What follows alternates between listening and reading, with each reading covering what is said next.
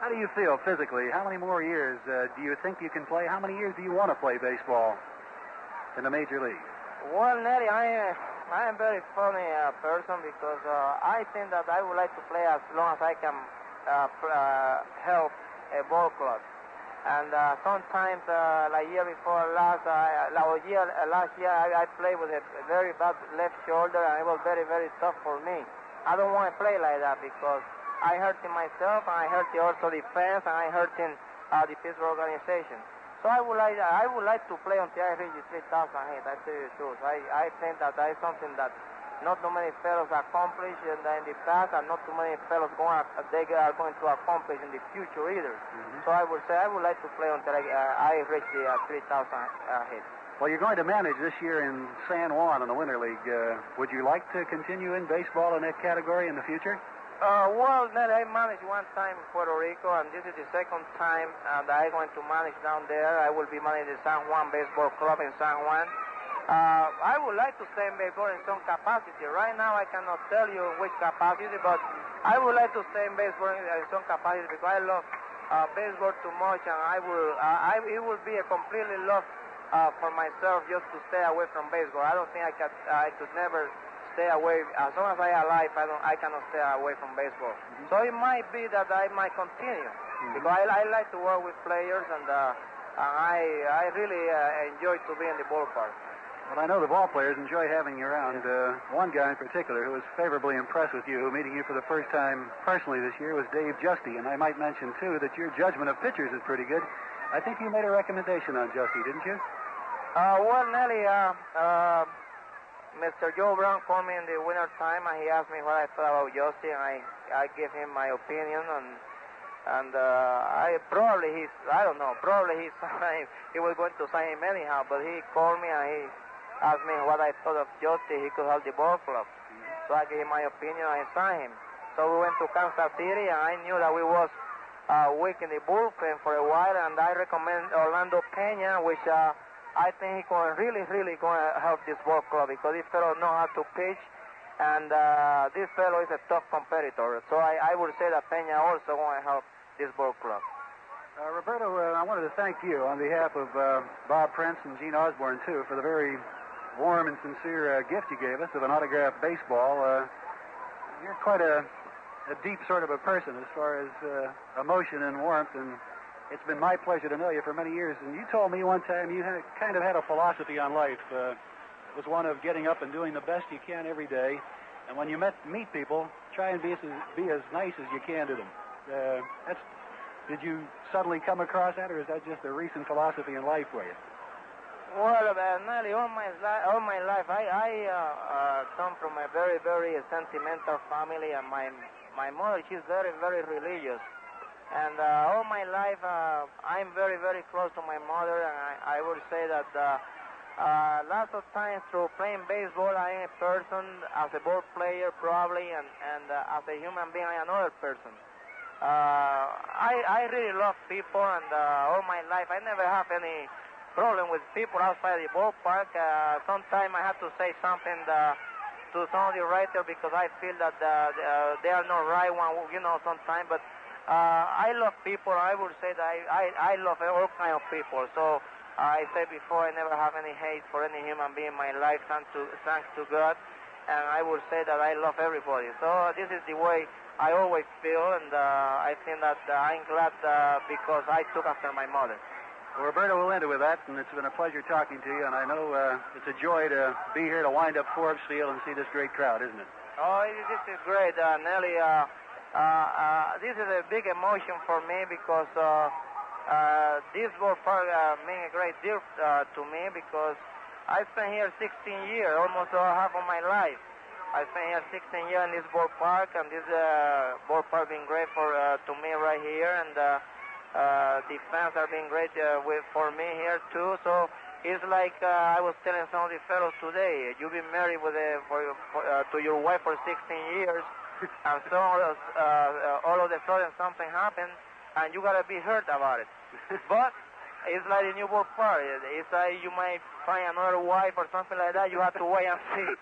So now we got to wait and see how the other ballpark is going to be good to me or not, like Forbes Field it was. Well, I'm sure you'll be good to it. Roberto, nice talking to you. Okay, thank you. Right. Accept this $25 gift certificate from Tara Hall. Reminder, you can get into shape this summer with a Tara sports coat. Tara features a wide variety of the latest shapes and sports coats.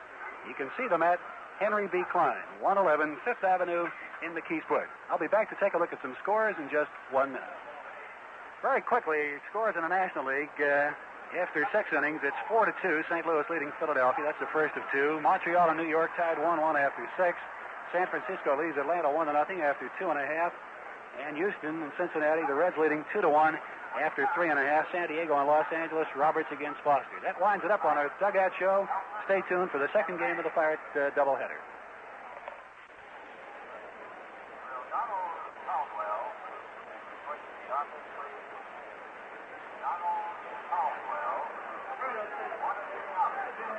It's time for Pirate Baseball. Hello, everyone, with Bob Prince and Nellie King. This is Gene Osborne speaking to you from Forbes Field in Pittsburgh, where we've set up our microphones to bring to you the second game of the doubleheader between the Pirates and the Cubs. And the final professional Pittsburgh Pirate baseball game to be played in Forbes Field after 61 years. Today's game will be sent your way by your colorful Pittsburgh paint dealer, where you can select from a rainbow of colors. Pittsburgh Paints, a product of PPG Industries. By Iron City Beer. Enjoy every game with the #1 beer around here, Iron City. Once you get there, you will never want to leave. And by Atlantic Richfield Company and your local Atlantic dealer. Your Atlantic dealer keeps your car on the go with Red Bull service. This broadcast is authorized under broadcasting rights granted by the Pittsburgh Baseball Club, solely for the entertainment of our listening audience.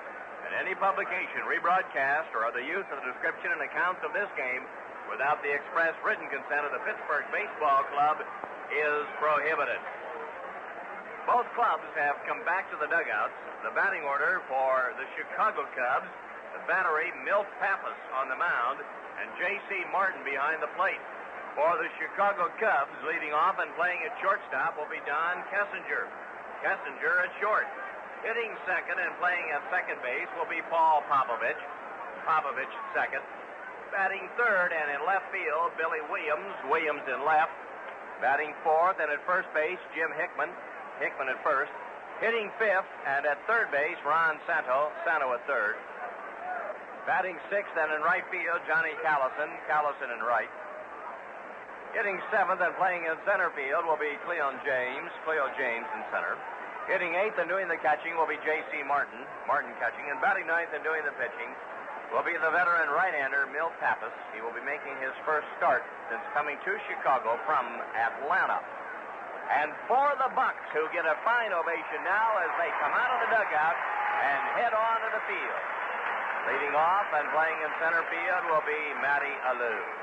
Batting second, the third baseman, Richie Hebner. Hitting third and in right field will be Al Oliver. Batting fourth and in left field, Willie Stargell. Batting fifth at first base, Bobby Robertson. Hitting sixth, the shortstop will be Gene Alley. Batting seventh and doing the catching will be Jerry May. Hitting eighth, the second baseman will be Bill Mazeroski. And batting ninth and doing the pitching will be Jim Nelson. Nelson comes into the ball game with a record of 2-0. By virtue of the victory in the first game of a doubleheader, a real thriller here. The Chicago Cubs and the Pittsburgh Pirates are divided by another full game. This means that as of right now, the Cubs lead them by a game and a half. So that victory string was a big one. Extended to 6. It's the longest winning streak for the Bucs this year. For the Cubbies now, they have lost 9 in a row. Nelson, who has turned everything around last Monday night in the second game of the doubleheader, will toe the pitching rubber for this one this afternoon. Nellie?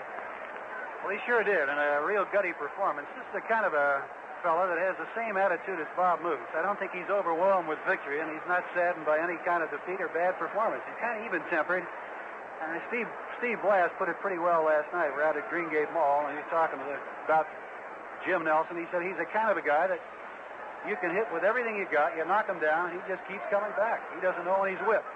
And it's a kind of intangible you cannot scout for, but really great pitchers, and I think great athletes have. And I think this guy can be one of them. He doesn't have an overpowering fastball, but he's got that good palm ball that sets up the fastball good, and he challenges hitters from the time he walks on the mound until he gets out. Bob, we have 9 innings to go, and hopefully the Cubs will bow again to the Pittsburgh Pirates. But as you come on for the start of this game, there must be a little sadness in one Robert Prince after all these years. Thank you, Gene. Nellie, hello again, everybody. There's more than a little sadness. It's a tremendous, overpowering amount of grief, in a sense. It's one of the real tough things to do, because I realize this is where I received my start from the late Rosie Rosewell. I've seen so many wonderful and great thrills. And to know now that I have approached the final, absolutely, totally final end of this ballpark is something. It's like losing a dear loved one, not quite as bad when you expect them to pass away, and when it does happen, you still are grief-ridden. All right, Kessinger in at 289, 1 homer and 18 runs batted in. Coaching at third is Phoenix Lowry. Over at first, Joey Amalfitano. Jimmy Nelson 2-0 on the year.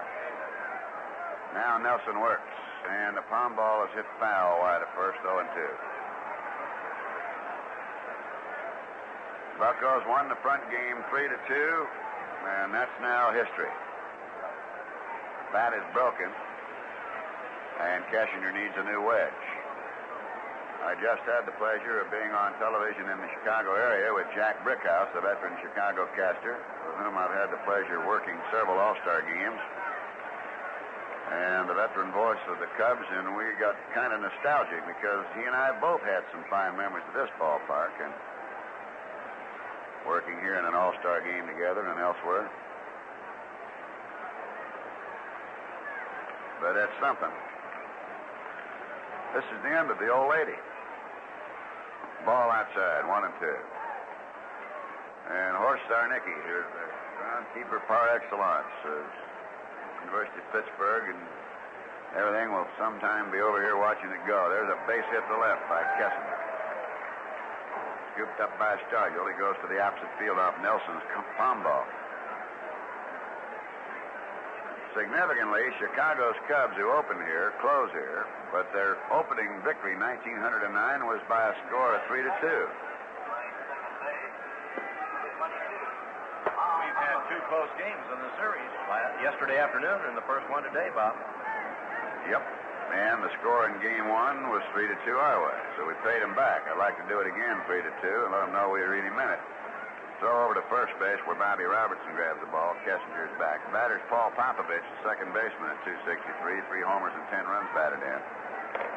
Stargell, DeLue, and Oliver the outfield. Hebner, Alley, Mazeroski, Robertson the infield. A throw to first, and Kessinger just does scramble back.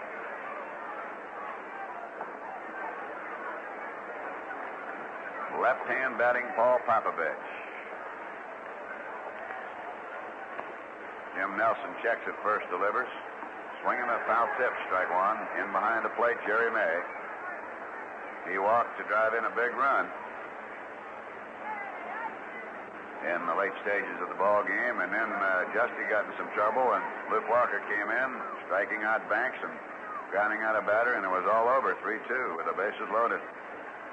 There's a ball hit off the right side. Diving Maz can't get it. It's going to be on in for a base hit into right center. Kessinger's on his way into third. And so we now have runners at first and third with nobody out.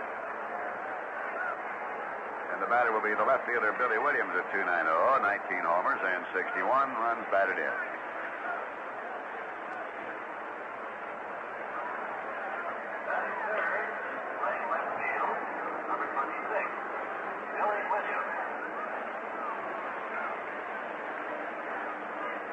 Straight away in the outfield here now to Billy Williams. Billy in the front game 1 for 4. Popovich, just playing in this game, did not appear in the first game. There's a drive into the gap into right center. They're after Nelson in a hurry. That'll drive in 1 run. Lou fires the ball into Mazeroski. First and third occupied, and we're up with action in our bullpen, Orlando Pena.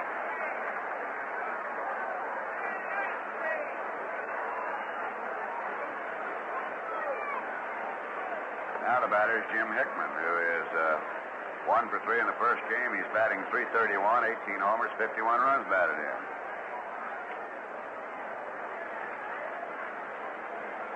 So the Cubs take a lead here and threaten to pop it open if they can. Orlando Pena shouldn't take a lot of loosening up, as he was up several times in the first game. But you'll have to stop Chicago here, if they possibly can, without further damage. First and third occupied and nobody out. The pitch. Palm ball up high. 1 ball and no strikes.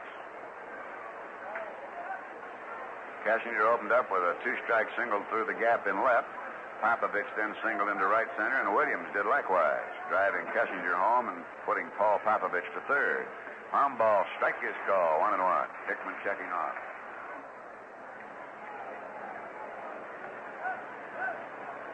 One ball and 1 strike.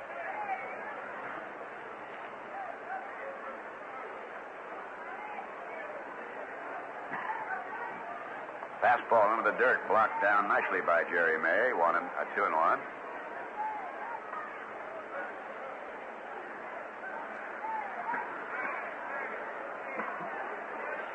Two balls, 1 strike. Jimmy Nelson in trouble.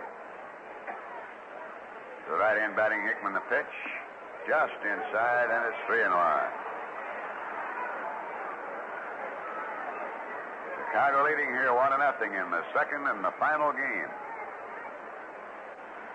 Between these two teams are Pirates or anybody at Forbes. 3 balls and a strike. Right-hand batting Jim Hickman. Now a throw over to first base, and the batter or the runner there, Williams, is back. 3 balls, 1 strike. Outfield around to the left on Hickman. Now the look by Nelson, 3-1 pitch, and it's driven deep to left hooking, and it's going to be foul.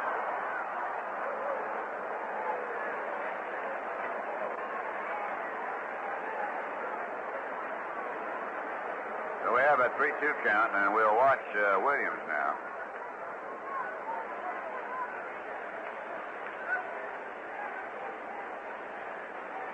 Popovich at third, and Williams at first. Cubs lead 1-0. We're in the top half of the first of Game 2. Pirates won the first game 3-2 before a sellout, throng, standing room only crowd. And the pitch. There's the palm ball hit toward third. Hebner gets it, holds the runner there. They come to the plate now, and they got the runner hung up as Nelson interferes. Now Hebner tags in. They got a double play. Now DeRoche's going to argue for interference on the part of Nelson. I called an interference on the part of Nelson, but I don't know whether or not the umpire feels that had anything to do with the double play. We're going to have to wait to see. Now, what happened was the ball was hit by Hickman down to Hebner. Hebner came up with it and held the runner Popovich for a moment. Then he threw to second base. That forced Williams 5-4. Maz came home with the ball, and as Popovich was coming down the line at third, he was bumped by Nelson coming across the cover on a play. And then they got him in a rundown. And it looks as though they're going to overrule DeRoche. But there was definitely bumping around on the part of Jimmy Nelson, as I called it for you when it occurred. The ruling will stand, and it'll be a double play. And Hickman will be at first base on what is a force play. And Williams will be out 5-4, and Popovich will be out 4 to Hebner. With a 2 in there, or catcher 4-2-5. So you have a very unusual double play, and they do not rule interference.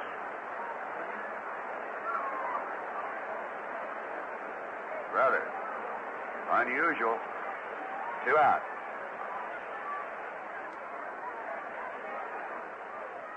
Throw over to first. Hickman is back. So put Hickman on first on a force play. Erase Williams 5-4. Then have Maz come to the plate. Swing and a miss by Cento. And then he throws to Hebner, who puts out Popovich, who claimed he was interfered with as Nelson ran into him, coming over to cover up halfway between third and home.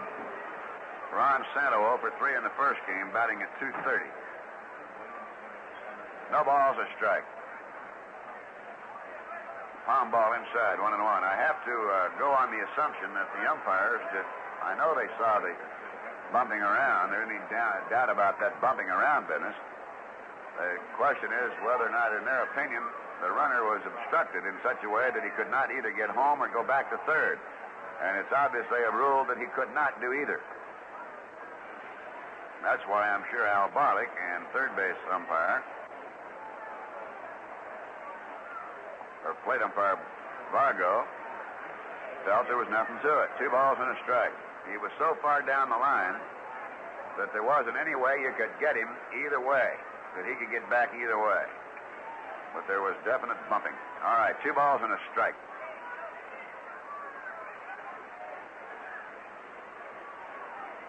Santo the batter.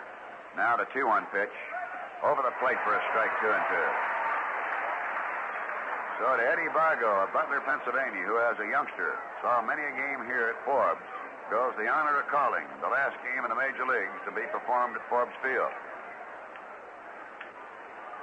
2 balls, 2 strikes. That won't make one whit of difference to him behind that plate. He just knows it's 2 teams going, and that's as far as he knows. And from that time on, it's a ball or a strike. You're safe or you're out. Period.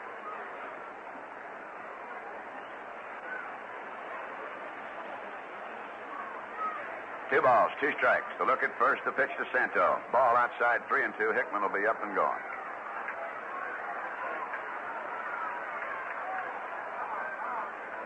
This opened up with a single by Kessinger, single Popovich, single Williams, and Pena warming up. Now he's just lobbing with 2 down and Hickman the runner at first.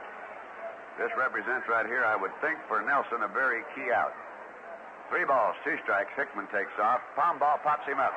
And Hebner and Alley. And it's Alley saying, I got it.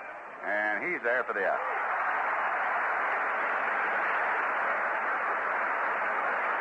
One run on 3 hits, no errors, and 1 left. And we go to the bottom of the first. Chicago leading 1-0. The Arctic tundra, 12 inches of vegetation covering frozen ground 1,000 feet deep. When Atlantic Richfield Company discovered oil on Alaska's North Slope, the place we call the Arco Circle, we found out if you disturb the tundra, you cause erosion. A tire track can cause a 50-foot gorge.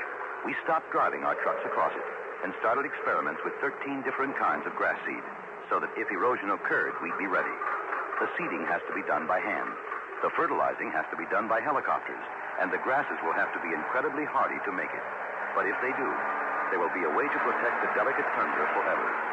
At Atlantic Richfield Company, we're doing this because we believe drilling for oil and conservation go together. We went all the way to Alaska to drill for oil so we can provide your local Atlantic dealer with the finest Arco petroleum products for your car.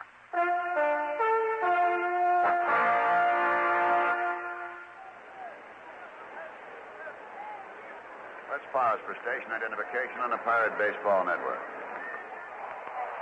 It's a home run, 60-6, with Bill Steinbach and the KDKA news team on KDKA Pittsburgh.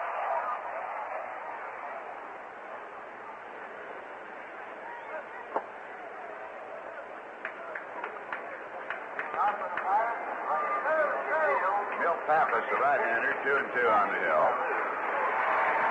Matty Alou batting.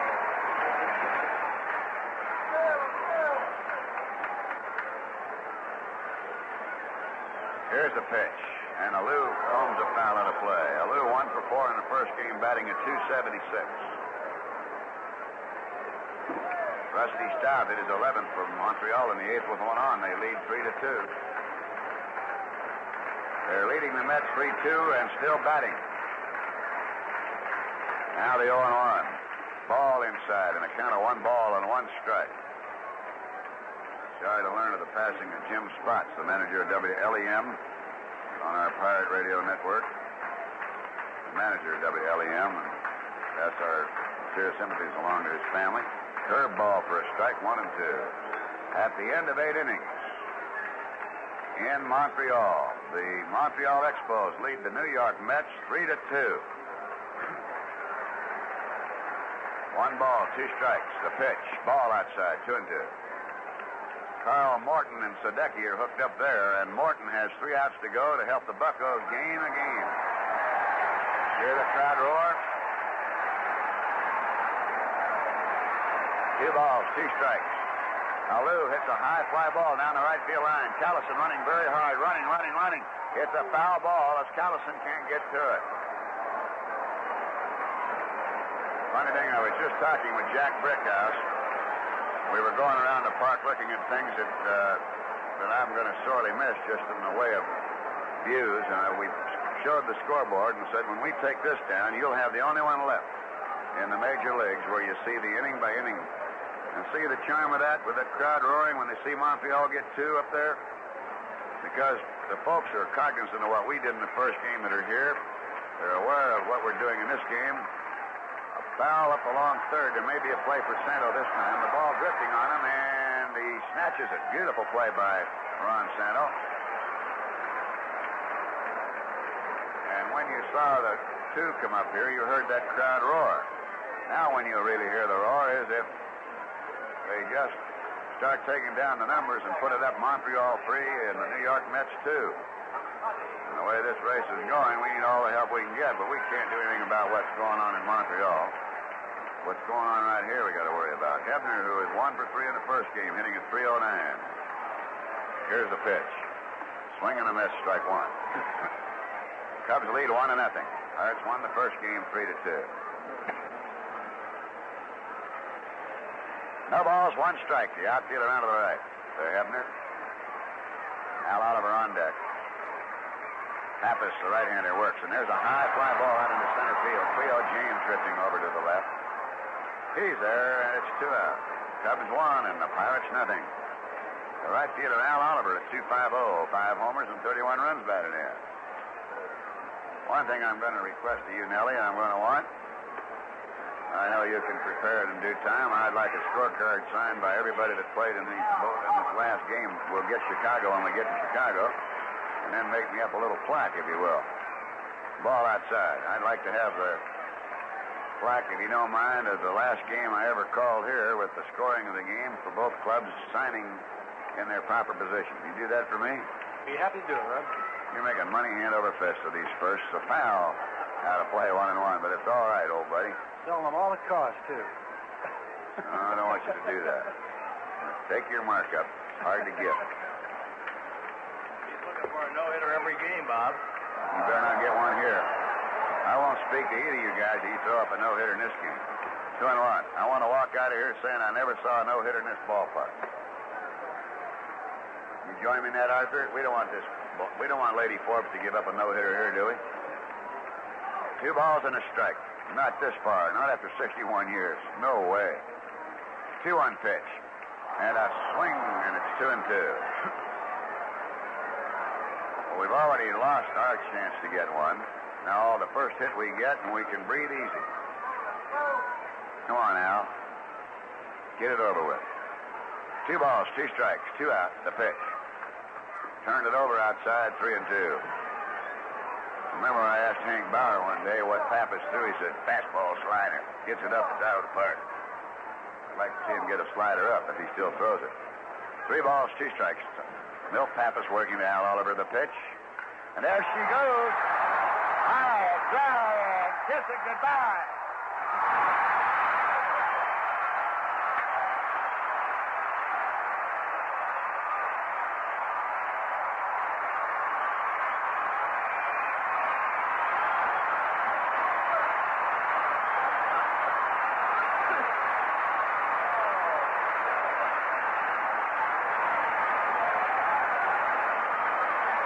Got anything good in the second race at the Meadows tomorrow night? Want me to come over? I haven't missed so far today. I've been pretty fortunate. A slider up. Here's Willie Lestarge at 2:45. High fly ball, deep left field. Billy Williams back will have a play. And that will retire the side. There will never be a no-hitter at Forbes Field. 1 run on 1 hit, a homer by Oliver. At the end of 1, we're tied up 1-1. Did you ever have a girl show up in a wig and not recognize her? Well, here's a story somewhat like that. Some people have received new credit cards and failed to recognize them. And, of course, this is understandable.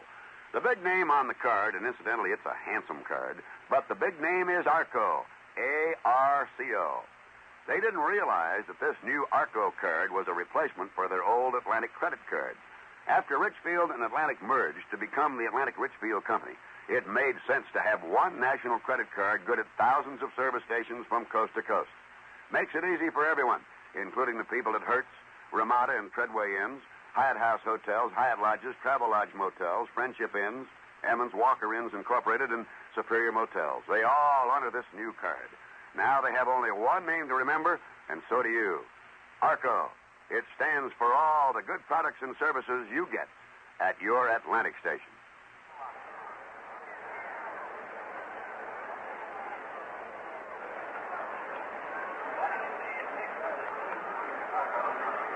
All right, here we go now into the second inning. Tied up 1-1. Johnny Callison standing in. Johnny had a 0 for 3 day in the front game. He's batting at .247, 8 homers, 34 runs batted in. A swing and a miss, strike one. Those of you who might have missed it earlier, Roberto Clemente was just made a magnificent gesture. He autographed baseballs for Art McKinnon, Gene, and Nellie and me, and I'm quite sure for several other members around here. And he sent them up to him with personally autographed baseballs with a message for each one of us for what either one of us or any one of us particularly meant to him. To Gene, one thing, and of course, and he's only known Gene a little bit, to Nellie for a long time, to me for some things that I've been involved with him, and it's just a treasure thing that we'll really treasure, and that's just the word for it, treasure.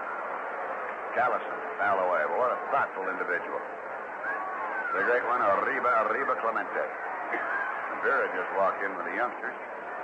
I would sort of suspect, somehow or other, Roberto will play in the last game at Forbes Field, wouldn't you, Nellie? I would imagine he's going to make some sort of an appearance. If we're out in front, you can bet he's going to be defensively in the outfield, and if we're behind, he's going to be doing some pinch hitting. I hope it's the first rather than the latter. You've got to think positively, my boy. Positively. 1 ball, 2 strikes to John Callison. Sails it all the way to the backstop, 2-2. Well, in the first game, we had a problem with regard to the greasy kid stuff, and umpire Al Barlick went out and ran his hands through the hair and the cap of one Regan. There's a strikeout swinging by Callison. First strikeout for Nelson. So we're moving along here right now, and the batter's going to be Cleo James, batting at 198. He had 2 hits. He was the fellow, really, it was Pittsburgh 3 and Cleo James 2 in the first game. He scored a run and drove in the run.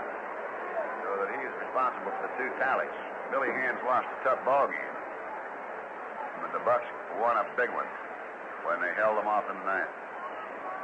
Cleo right-hand batter. Bunts the ball. It's off to the right foul. Strike one.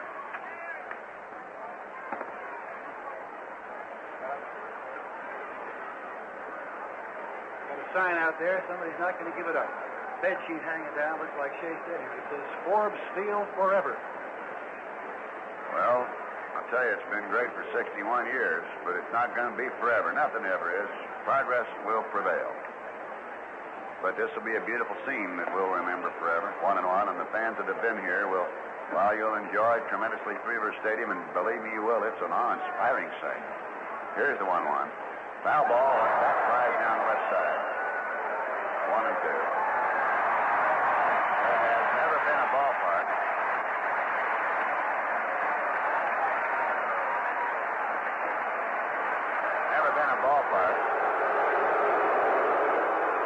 with the background of the center field that we have here.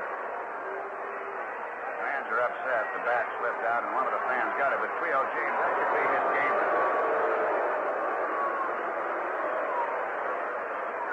Let me ask you folks something. This could be his game bat. This could be the one that he had the 2 hits with, and they're going to give him another bat. Leo DeRocher sending it down to him.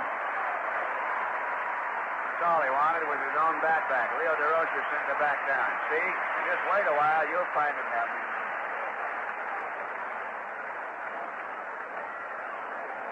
I'll tell you, one of the tragic things would be if somebody were somehow or other able to take Billy Mazeroski's game glove, the one he's kept with him for years. They don't make them like that anymore. Bill, now, send him, get down, Nellie, and escort him off there.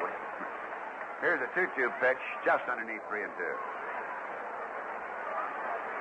I'll say that would be a great souvenir, but let me tell you what it does. It belongs to the nation. When Maz is finished with it, it'll go to Cooperstown, and that's where it belongs, where they can all see it.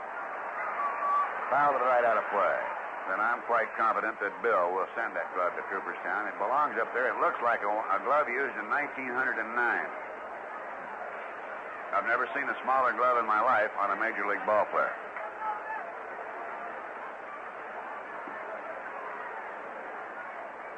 Three balls, 2 strikes, 1 out. We're in the second inning, tied up 1-1. Pirates won the first game 3-2. On deck is J.C. Martin. Jimmy Nelson working. 3-2 pitch to Cleo James. Foul ball to the right side out of play. Cleo's choking up just a little bit on his bat. He's not trying for Pumpsville. They're just trying to make contact.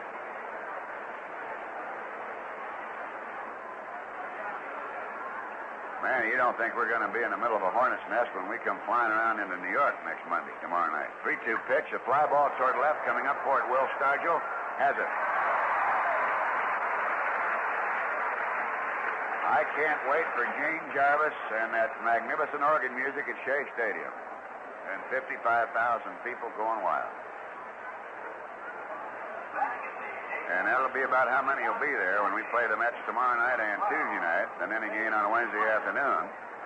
For what if everything goes the way it's going right now, will be for the lead in the Eastern Division. Cardinals beat the Phillies 5-4. Pitch to J.C. Martin, batting at 149.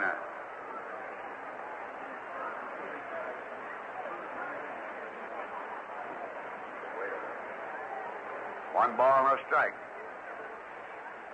Sawed him off inside, 2-0. Ladies and gentlemen, Montreal has beaten the Mets.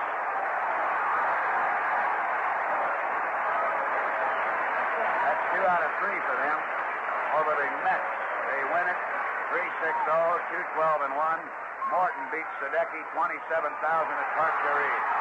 There's a high fly to left field. Stargell's got it. And our folks think we're on fire.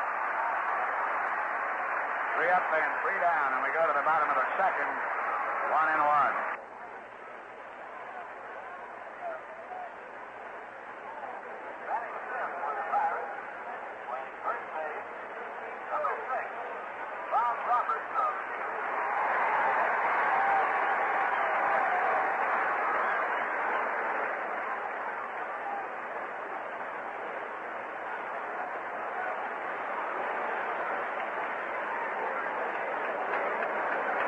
Here's Bobby Robertson. Didn't play in the first game at 296, 10 homers, and 35 runs batted in.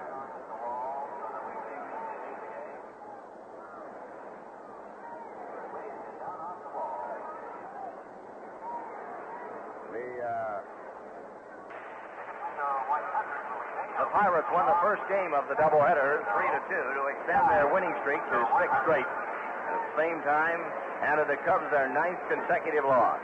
Now, at the end of 2 complete innings in the second game of the doubleheader, the game is all tied at 1. As we go to the top of the third, Milt Pappas will lead it off. The first pitch from Nelson is outside for a ball. 1-0. Nobody on and nobody out. Young right-hander delivers. Pappas swings, broken bat blooper. On the edge of the outfield grass, the shortstop makes the catch. Looking right into the brilliant sunshine, Galley flipped those glasses from under the visor down very quickly and caught the ball. For the first out of the inning, here's Don Kessinger. Kessinger led off the ball game with a base hit into left field. He has scored the Chicago run. Kessinger in the first game went 0 for 4. He has 2 hits now and 9 trips to the plate in the series. He leads the Chicago Cubs in 3 base hits with 7. Kessinger the batter. Third baseman Hebner will play him up on the grass. Right side of the infield, playing about straight away. The outfield, however, playing for him to hit the ball late and into left. Palm ball is fouled over here to our left. 1 strike to Kessinger. Lowry coaching at third base and Amalfitano at first. Bucs are set up defensively. Stargell in left, Alou in center, and Oliver in right. 40,918. That's the attendance here. On a drive, hit to right, scooped by the scoop. Al Oliver on a fine play. He came charging in to catch that sinking smash off the bat of Kessinger. He scooped it right up into that big trapper's mitt of his for the second out in the inning. 2 up and 2 down, and the batter now is Paul Popovich. The largest crowd since 1956 looking on this afternoon. Second baseman, Paul Popovich. Batter now is Paul Popovich. Pitch is a strike call. Here's the fellow who turned it all around for the Bucs last Monday night. Palm ball is low to the left-handed batter. Ball 1 and strike 1. 2 out, nobody on in the top of the third. Cubs have out-hit the Bucs 3-1, but the game is tied at 1. And here's the 1-1 pitch. High, palm ball, beauty that time over the outside part of the plate. 1 ball and 2 strikes. Outfield straight away for Popovich, who did not play in the first game. Backs away from a breaking ball in close. Ball 2, strike 2, 2 out and nobody on. Popovich batting at .263. Singled into right center field his first time up against Nelson. The 2-2 pitch. Backs him out of the batter's box in a hurry. 3-2. Nelson had a little zip to that fastball of his on that delivery. 9th meeting of the season between the two teams. Series is tied at 4. Nelson reads the sign. The 3-2 pitch. Low into the dirt. Popovich tosses the bat away and heads toward first. That's the first walk given up by Nelson in this ball game. A 2 out. Annie Oakley to Popovich. Here's Billy Williams. Williams singled into center field in the first inning to drive in the Chicago run. Playing in his 1,052nd consecutive game.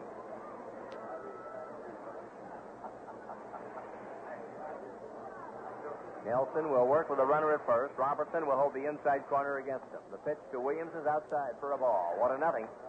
Outfield shaded toward right and right center.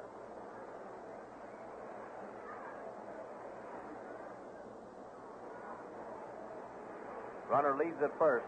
Nelson looks over the shoulder, draws the arms in. Here's the pitch. Ball is swung on and hit into right. It's in the field of play as Oliver, in the brilliant sunshine, hauls it in to retire the side. In the third, no runs, no hits, no errors, 1 walk, 1 man left on. We go to the home half of the third at Forbes Field, the second game of the doubleheader, and our game is tied at 1. What would you think of a restaurant that guaranteed good service or your money back? You'd be ahead of the game either way, right? Well, that's pretty much what happens with Atlantic's Red Ball Service. If your Red Ball Service dealer doesn't clean your windshield or offer to check your oil, weather permitting, he will refund the price of your gasoline. Red Ball Service is your Atlantic dealer's way of assuring you of good service, so that if you are on a trip, you know you're going to get the same good service you get in your neighborhood. So you get the same service from a dealer who doesn't know you as you do from the guy who's known you for years. Now, the details may vary slightly from state to state, but the quality of Red Ball Service never varies. If it does, you get your gasoline for free. Atlantic Red Ball Service. You're ahead of the game, whether you get it or not.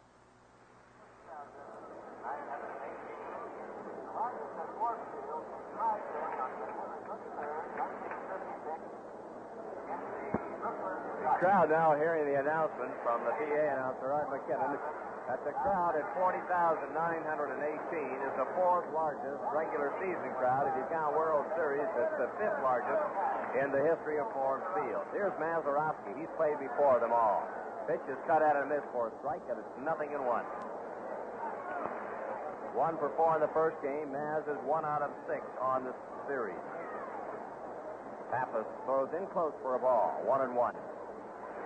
Sano at third, Kessinger the shortstop, Popovich at second with Hickman at first, Williams, James, and Callison around the infield. Martin gives the sign, and Milt Pappas gets ready to go to work. 1-1 to the batter. Sends a breaking ball outside. 2 balls and a strike. Frank Osiak coaching at third, Don Leppert at first. Maz waves that bat back and forth a couple of times. Now holds it steady as Pappas works 2-1. Ball is tapped foul. 2-2 to Mazeroski. Nelson in the on-deck circle will be up next, and then Matty Alou in the hole. Cubs scored in the top of the first. 3 consecutive hits, and Oliver tied it up with one swing of the bat in the home half of the first for his 6th home run of the season and his 32nd run batted in. Low for a ball. String runs out on Mazeroski. 3-2. This crowd had a lot to cheer about in the first game, and they're ready to let it all out here in this encounter. Here's the 3-2 pitch. Swing and a foul that will come back onto the screen. Still 3-2 on the batter. Calling balls and strikes for the second game and the final game in the history of Forbes Field, Fargo. Behind the plate, Pryor at first, Stello at second, Barlick at third. Bill Pappas leans from the waist, picks up the sign, kicks and throws, and Maz strikes out. Went for the breaking ball that time, didn't get it. That's the first strikeout for Pappas. 1 out in the home half of the third, and the batter is the pitcher, Jim Nelson. Nelson 2 for 6 at the plate, batting .333. As a pitcher, he has won 2 and lost none. Fastball pops in for a strike, and it's 0-1. Nelson chokes up a bit on the handle of the bat. Outfield looking at him for the first time. They'll play him shallow toward right. Fastball. He had a great cut at that one. No balls, 2 strikes.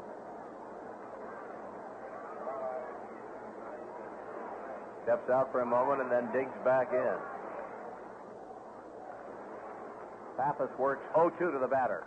Ball is hit late to the right side and foul. Rolls just beyond the first base dugout. Tony Perez has just hit his 27th home run of the season for Cincinnati in the 9th inning, nobody on. 3-2 Cincinnati. The game is being played in Houston. The strike 2 pitch.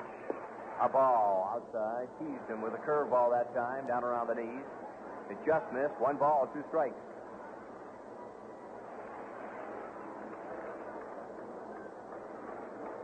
Rhythmic applause beginning to generate now through the stadium as Nelson swings and misses. He's out on strikes as we pause for station identification along the Pittsburgh Pirates radio network. Standing, Jack Wheeler from midnight to 6 a.m. on KKA Pittsburgh.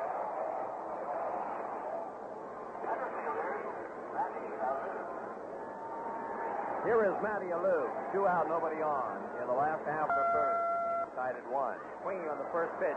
He pops it up into short center. The shortstop going out, center fielder coming on, and the center fielder comes on to make the catch to retire the side. In the third, 3 up, 3 down, no runs, no hits, no errors, nobody left on. At the end of 3 innings of play in the second game of the doubleheader, Chicago won, Pittsburgh won. Hey there, you game for a quiz? Well, then listen carefully because the question won't be repeated. What does ARCO stand for? Now, that's spelled A-R-C-O. Here are a few hints. And hint number 1 would be this. Many of you recently received a credit card with the name ARCO on top. It replaced your Atlantic card. Hint number 2, the ARCO card is honored by Hertz, Ramada, and Treadway Inns, Hyatt House Hotels, Hyatt Lodges, Travelodge Motels, Friendship Inns, Emmons Walker Inns, and Superior Motel. Well, the time's up. Anyone who figured out that ARCO stands for the Petroleum Products of the Atlantic Richfield Company gets an A. You see, when the Atlantic Richfield Company was formed, it made sense to have one national credit card good at thousands of service stations coast to coast. The name selected for the card was ARCO. And if you'd like to carry one, applications are waiting for you at all Atlantic stations. If there are no more questions, then class is dismissed.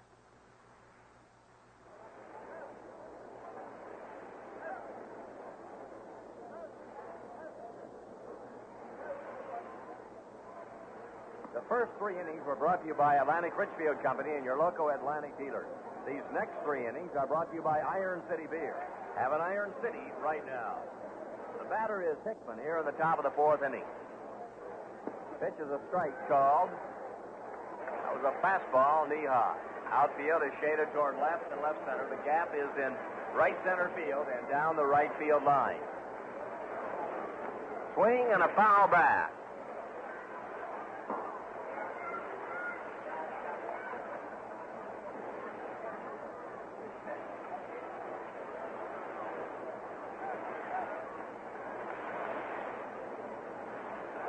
Nelson picks up the sign from catcher Jerry May. The pitch to Hickman. It's outside off the corner. Oh. The count on Hickman. Ball 2 and strike 2.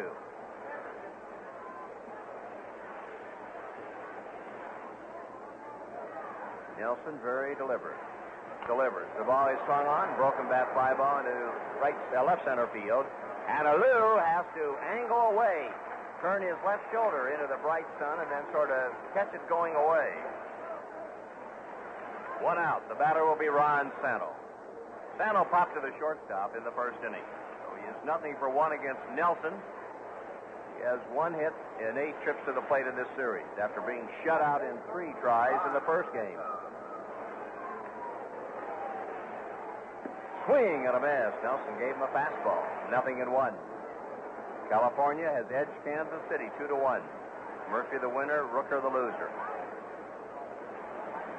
The pitch to Santo. Fastball is low. Ball 1 and strike 1. Light breeze now blowing the American flag out toward right center. Coming across the scoreboard and out toward the seats. All the folks jammed in the double-deck right field area. Swing and a foul onto the screen. 1 ball and 2 strikes. Home plate umpire looking over that baseball, and he'll throw it out of the game. A new one has gone to the mound.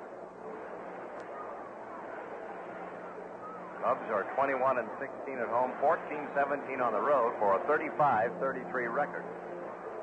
Palmball fouled away to the right side. Ball is into the third deck, and we'll give that fan an error because it dropped all the way down below. Still 1-2 on the batter.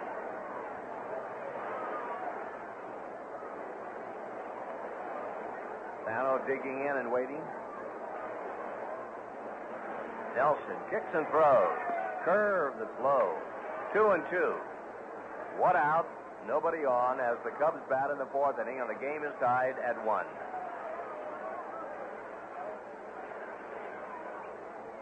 The 2-2 pitch. Curve way outside. May had to slide out in a hurry that time. There isn't anybody on, so there's no damage done. Full count of 3-2.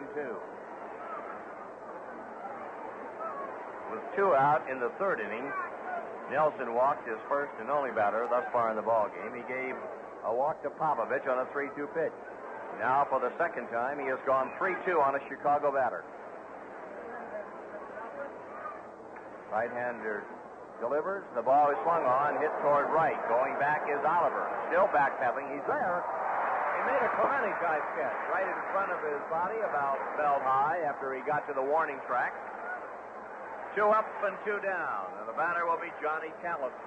Oliver giving you an impression he's starting to like to play the outfield. He made a great play on that one, just kind of routine. No, I kind of had that feeling because he seemed to be a little more freer when he was playing out in left field, too. Callison struck out in the 2nd inning.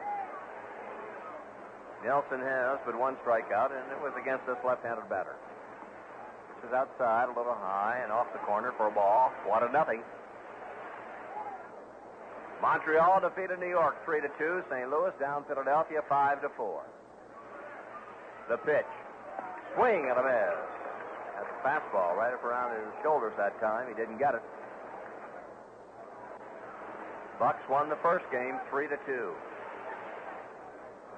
Picked up a full game now that New York has lost. Swing and a miss. 1 ball and 2 strikes to the batter. Callison was shut out in 3 tries in the first game. He's now 1 for 8 against Pirate pitching in this series, which started yesterday afternoon with a Pirate victory. Pitch is low. Ball 2 and strike 2 on Callison.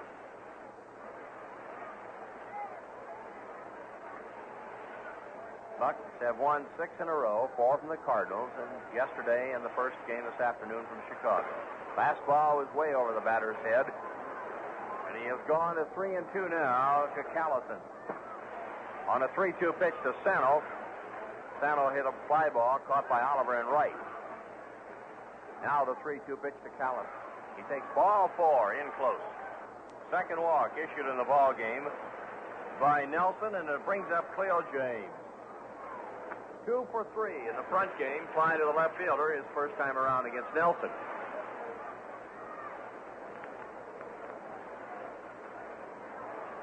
Boston defeated New York 5-3 in the American League. Minnesota 9, Chicago 1. California 2, Kansas City 1, as we mentioned. Nelson will be working with the runner at first. Callison takes the short lead. Robertson holding the inside corner against him. Set by Jimmy. And the pitch. Low for a ball. 1-0.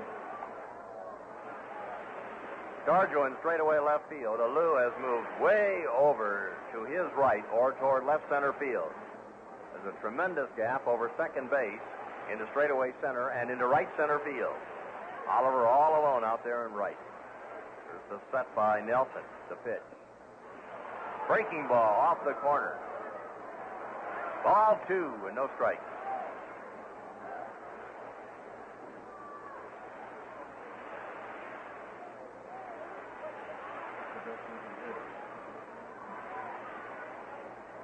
Nelson looked over the left shoulder as the runner takes a short lead. He stays. The ball is ripped foul through the third base coaching box, off the railing, and into fair territory. Time will be held up while Scarjo gets the ball. He flicks it into the Chicago bullpen down the left field line. 2 balls and a strike to Cleo James.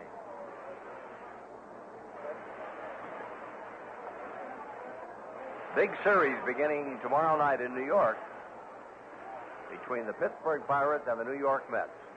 Monday night, Tuesday night, and Wednesday afternoon. A throw to first, the runner is back.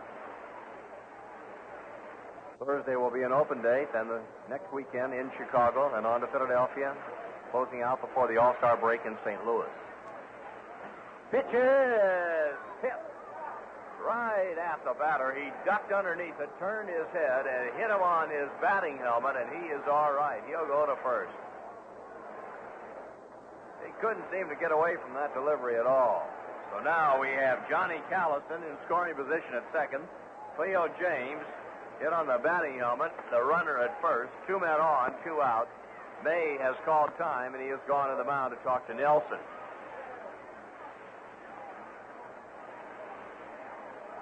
Outfield will play straight away for J.C. Martin, making his first appearance in the series. Batting at 149, 1 home run, 4 runs batted in. Hyatt has been catching of the series yesterday afternoon in the first game of the doubleheader today. Orlando Pena walking around in the Pirate bullpen. Ricketts, the catcher, also loosening up, and believe Joe Gibbon will go to work. It is Joe Gibbon loosening up for Pittsburgh. Pitch from Nelson is outside for a ball. 1-0. Fans are getting a bit anxious now, and time has been called as the pitching coach, Don Osborne, will go to the mound to talk to the young right-hander. Now, this is the first time that he has been in a situation like that since he has been called up from Columbus. He's been able to throw strikes, and that was the thing that has really pleased Danny Murtaugh, I think, and of course Osborne too, but the ability to stay out in front of the hitters, and he's struggling with control. You're going to run into those kind of games. You don't pitch shutouts every time. He's going to find that out himself. Right now, it's a 1-1 ball game with the Cubs batting in the top of the fourth. The first 2 men were retired, Hickman and Sano. Then a walk to Callison, and James was hit by a pitch. Runners lead at first and second. Time about to be resumed. J.C. Martin waiting on a 1-0 pitch. Here it comes. It's low into the dirt. 2 balls, no strikes. In the first game, Moose started, then Jussie, and then Walker. Now Joe Gibbon began to loosen up. Set by Nelson, and the pitch. Fastball is high and outside. 3 balls, no strikes. Another wide one would load him up and then bring up the pitcher, Milt Pappas. Down through the years, as I remember Milt from Baltimore in the American League, he is an excellent hitting pitcher.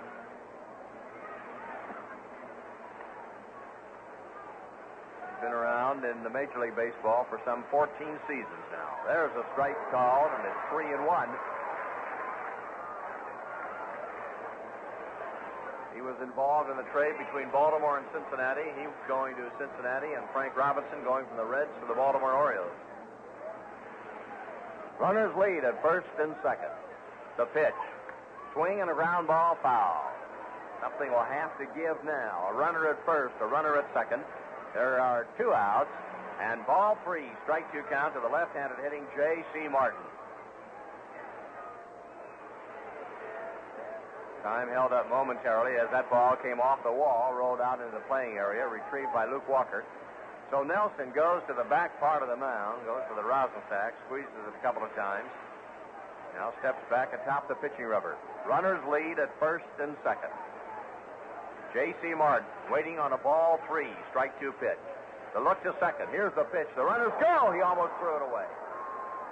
That ball was high and away, and Jerry May was lucky to even get it. The bases are loaded. Callison at third, Cleo James at second, J.C. Martin on a 3-2 pitch is at first, and the batter is Milt Pappas.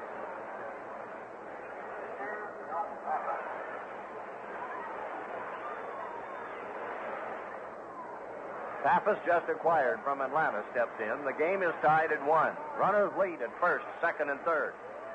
Nelson has the windup restored, and he will use the windup. Coming down the line, a good distance, is Callison. Swing and a miss. Callison, veteran performer, figuring that maybe by darting toward the plate, then putting on the brakes and heading back toward third, he could force Nelson into committing a balk. This fellow has a lot of poise. Now he steps off the pitching rubber and looks over there, so Callison goes back. You'll probably get the message that this kid has a lot of know-how. A fly ball into center. Should end the inning without any trouble. Alou is coming in. He's got it. And it retires the side. So Nelson gets out of a tough spot in the 4th inning. No runs, no hits, no errors. And 3 men left on the bases. We go to the last half of the 4th inning. The game is tied at 1. I'd like a few words with you Buck fans about the fine art of beer drinking. Not just any beer drinking. I'm talking about good beer drinking. That's Iron City beer drinking. You know, some people insist that all beers taste the same. But you Iron City beer drinkers and I know different. Because that Iron City taste is different. You can tell by looking at Iron City's rich amber color. Iron City delivers your kind of taste. Bold and refreshing, cold and alive. Just ask any Iron City drinker. He'll tell you that Iron City's taste stays alive. Glass after glass, bottle after bottle, can after can. That's why Iron City is the #1 beer in Pittsburgh, outselling all other beers combined. So the next time your thirst comes up, wet it down with Iron City. Hey, once you get there, you'll never want to leave.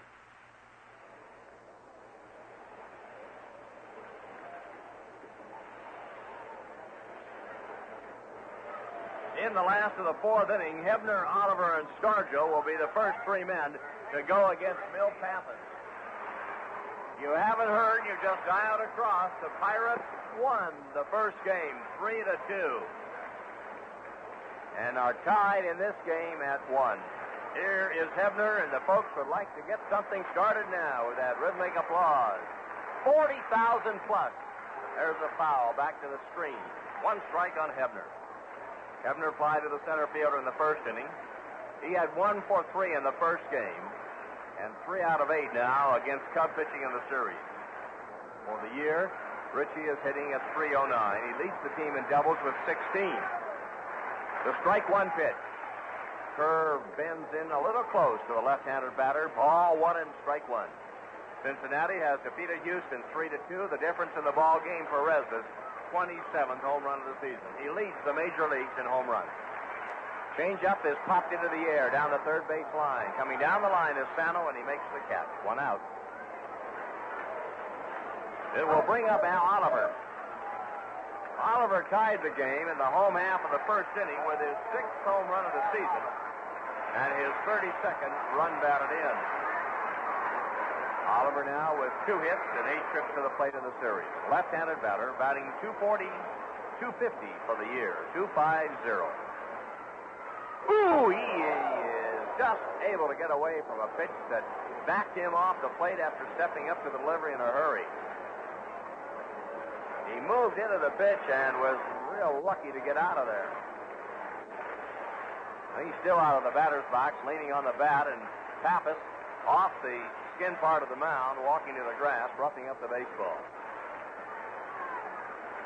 Outfield around toward right and right center. The pitch to Oliver. Swing and a foul off to the left. Ball was in on his hands that time.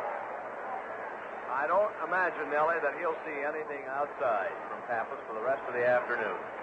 I don't know. He's been pitch tight before, and a lot of guys try to brush him off the plate. And he doesn't back up on anybody. A very aggressive hitter. Pappas works, and it's outside for a ball. 2-1. I think that first pitch may have been a retaliation sort of a shot. Cleo James got hit. Those things have been known to happen in baseball games before. Yes. The pitch. Swing and a foul over here to the left and out of play. Ball 2, strike 2 to the batter, Al Oliver. 1 out, nobody on in the last half of the 4th inning.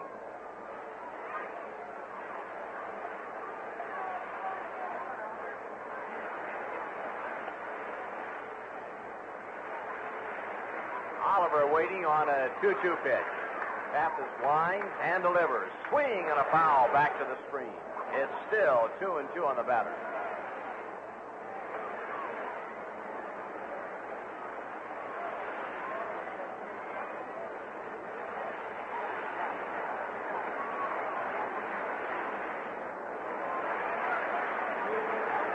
Bill Pappas picks up the sign. The right-hander delivers. Swing and a foul tip. Pitch was down around the knees, sinking away that time, and Oliver was able to get just a piece of it. Still, ball 2 and strike 2. Willie Scarjo in the on-deck circle to the right will be up next. And in a final, Cleveland over Detroit, 8-2. McDowell won his 11th ball game against 4 defeats, and he's from Pittsburgh. Wilson, the loser, 4-5. Ball is pulled foul into the seats just atop the first base dugout. Still 2-2 on the batter.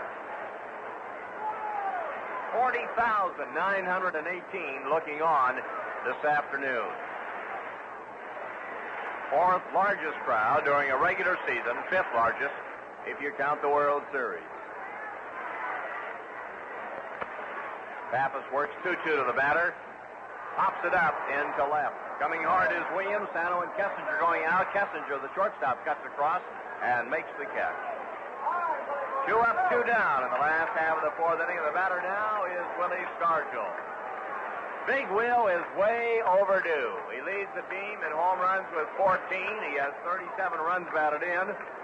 He flied to the left fielder in the 1st inning. So he is looking for his first hit in this series.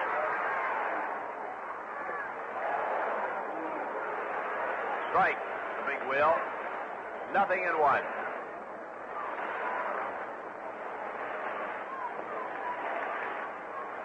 Outfield around toward right and very deep. The pitch. Tried for the outside corner, didn't get it. Ball 1 and strike 1. In winning 6 in a row, the Bucs are 4 over 500 now. They've won 39 and lost 35. They've won more games in the Eastern Division than any other team. The 1-1 pitch. Swing and a miss. Outside, about letter high. 1 ball, 2 strikes to Scarjo.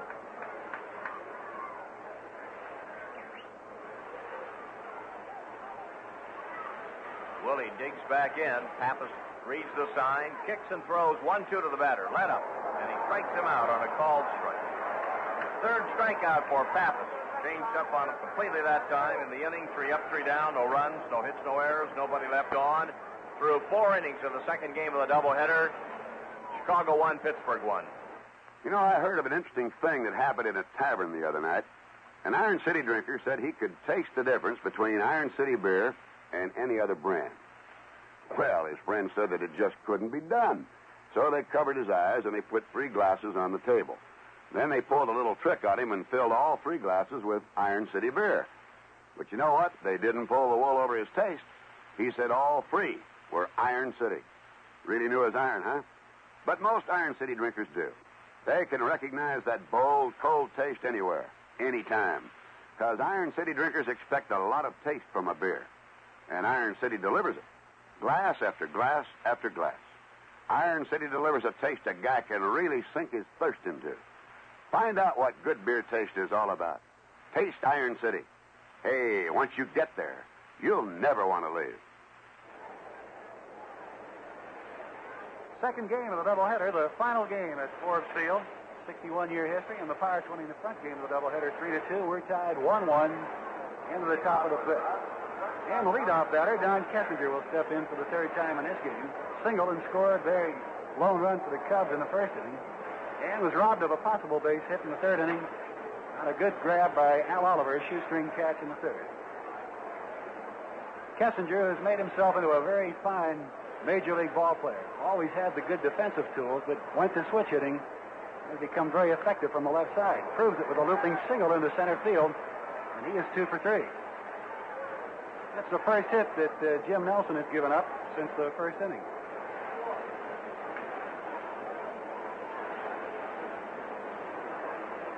Paul Popovich from neighboring West Virginia steps in. He singled in the 1st inning and was out on the tail end of a disputed double play. He walked back in the 3rd. Tim Toomey and his son taking in the final game at Forbes.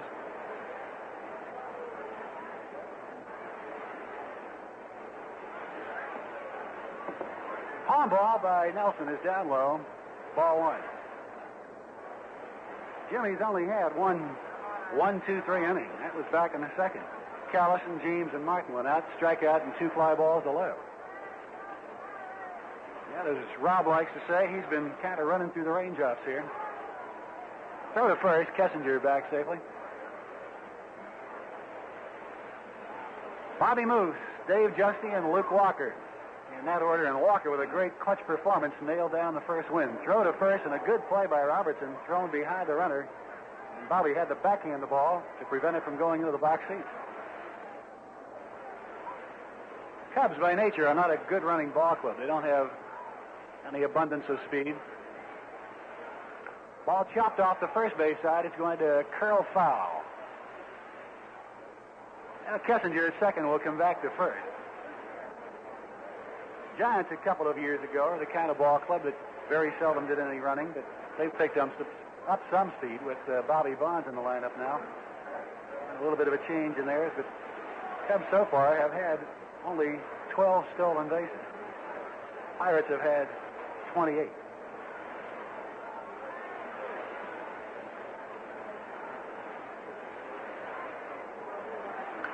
Ball looped to shallow left. Stargell coming on quickly. He has time to get there, and he's got it for the first out. 1 out. The score is tied 1-1. We're in the top of the 5th of the second game of the doubleheader at Forbes. The runner at first, Kessinger, and the batter, Billy Williams. Williams singled, drove in Kessinger with the first run. I want you to know, son, I know how smart you feel. Chancellor Wesley Posberg here from the University of Pittsburgh. I said, what are you putting in here? He said, you're sitting in the middle of our law school right now, so if you feel more learned, go right ahead, Nellie. Rob should know all about law school. Billy Williams takes a pitch down low. 1 ball and no strike.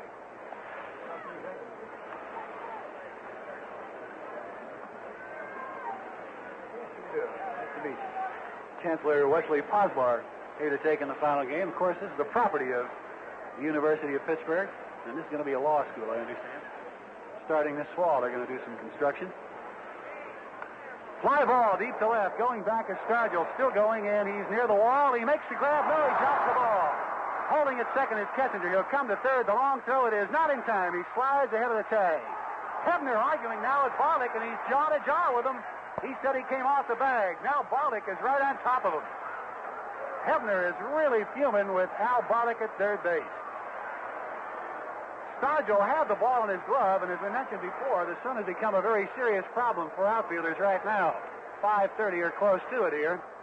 Lou had troubles earlier, and Stargell that time caught the ball over his shoulder like a football player going for a touchdown. The ball bobbled out of his glove. He was about 3 or 4 feet from the wall. Picked it up, hustled to throw to third base with a strong throw. Almost got Kessinger. It's going to be ruled a double. Kessinger goes to third base. Williams moves on into second base. The batter coming up is Jimmy Hickman. He's 0 for 2, but they're going to intentionally walk him to take their shot with Ronnie Santo.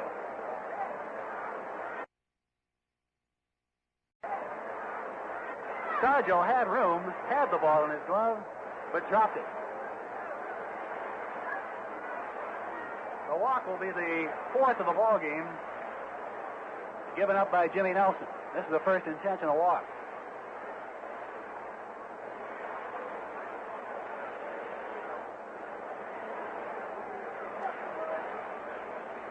And that'll do it.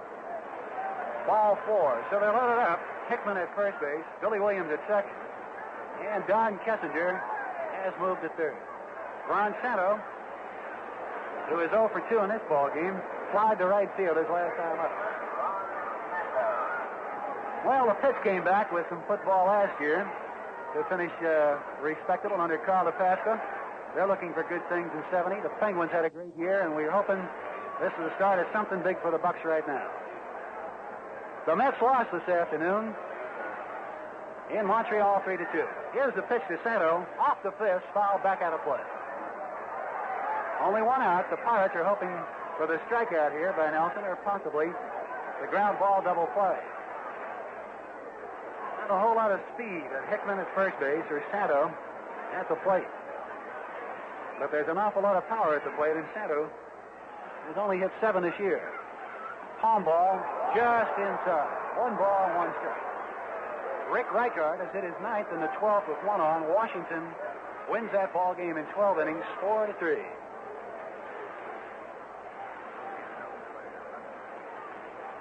I'm thinking positive for 6-4-3. Here's a 1-1. Changeup is just a little bit high. Boy, Santo just checked off that pitch. Almost in at the letters. 2 balls and a strike.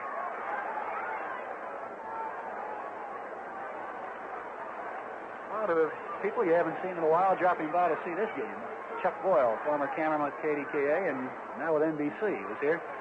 Chopping ball to short. Alley on 2 hops. To Mazeroski to throw to first. It is in time for 2. Nelson pitches out of it. A 6-4-3 double play. Listen to the crowd.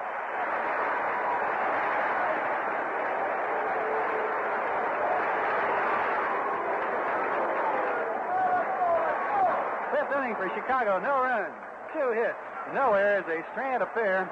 We go to the bottom of the 5th. It's still tied 1-1. You know, one of the sweetest sounds a batter can hear is that solid whack, that big crack of that ball in that bat right on the fat part. When he hears that, he knows he's got a shot at sending it out of there all the way. Now, there's a sound that's music to a beer drinker's ears, too.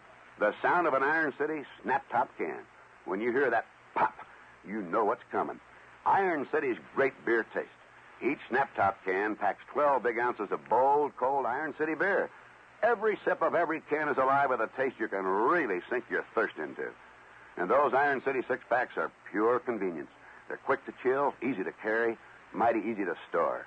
So the next time your thirst comes up, crack open a cold can of iron and try the taste that's made Iron City Pittsburgh's #1 beer. Iron City. Hey, once you get there, you'll never want to leave.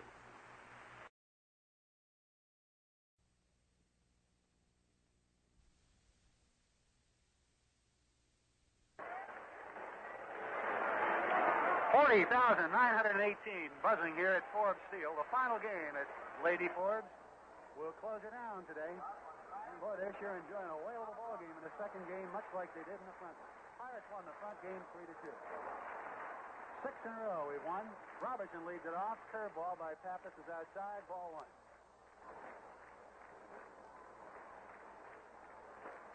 Fans trying to get something started with some rhythmic applause. I don't think that a rooting crowd doesn't help a ball club. 1-0 pitch. Lined in the hole. Running the left field. Base hit for Robertson. That's only the second hit off Mil Pappas. The other one left the ballpark, as Bob described, on a home run by Al Oliver with 2 down in the first. Pappas has been tough, mixing the pitches effectively. Slider, fastball, and a pitch we haven't seen him use a whole lot. A changeup, like a half screwball type of pitch. Gene Alley, who can do a lot of things with the bat. He's bunting this time. Off the first base side, it's going to curl foul, picked up by Jimmy Hickman. Now Alley was bunting. He's had a look, however, at third base coach Frank Osiak. Bob Robertson, surprisingly for his size, 200 pounds, just a little bit over, can pick him up and put him down pretty good. And Alley's ability to punch the ball to right field is something that Murtaugh might be thinking about. Cubs are playing him that way in the outfield. Cleo James about 10 feet to right center. He's going. The pitch is foul tip, held by the catcher. Throw to second, not in time. He steals it. The hit and run was on. Robertson beat the throw to second by J.C. Martin. It was a foul tip held by Martin, but he didn't get Robertson at second. Bobby will surprise you. You recall in a recent homestand, he went from first to third on a wild pitch. Now the go-ahead run at second base. Nobody out. Bottom half of the fifth. Tie ball game 1-1. Alley now will try to get him to third. Here's the pitch. Swung and missed. Foul tip. Not held by Martin. Now the count holds at 0-2. Bob Remark will be in New York tomorrow, Shea Stadium. Gene was checking the won and loss percentages. The Mets now with a loss are at 535. We're going to win this second ball game. We'll be at 5-3-3. Here's the pitch. Off the fifth. Popped up on the first base side. Giving chase is Hickman in foul territory. And he's got it. So Robertson forced to hold at second base as Alley pops out to the first baseman, Jim Hickman.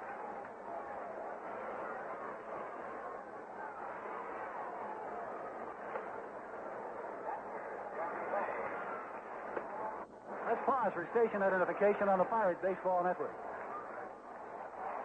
Covering all bases, Dave Cossack on Perspective, Sundays 5 till 8 p.m. on KKA Pittsburgh. Jerry May, the batter, takes the pitch by Pappas down low, ball 1.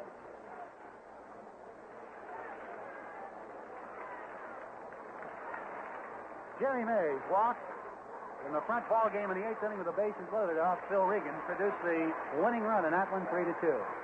Cuts on a slider, doesn't get it. Evens the count at 1 ball and 1 strike.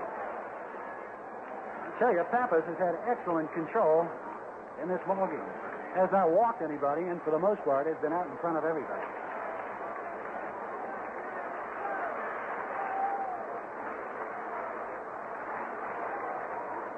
Checks Robertson at second, a fastball. Flipped foul off the first base side. Hickman might have a play. Now he can't get to it. About 5 rows back in the box seat.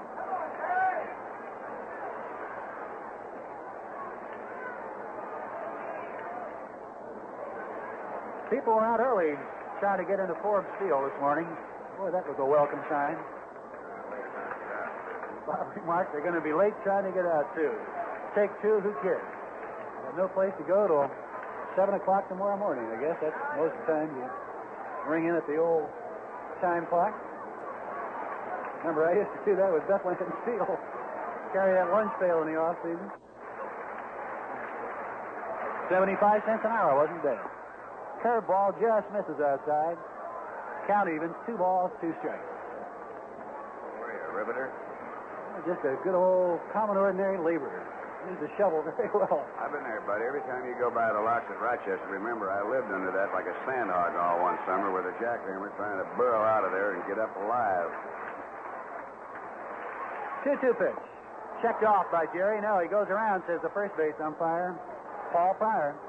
Tried to save the swing, couldn't do it. Hey, is the strikeout victim number 4. And Bobby Robertson, who opened with a single, got the second on a steal, is still there. Pappas trying to pitch out of it. They will intentionally walk Bill Mazeroski to go to Jimmy Nelson.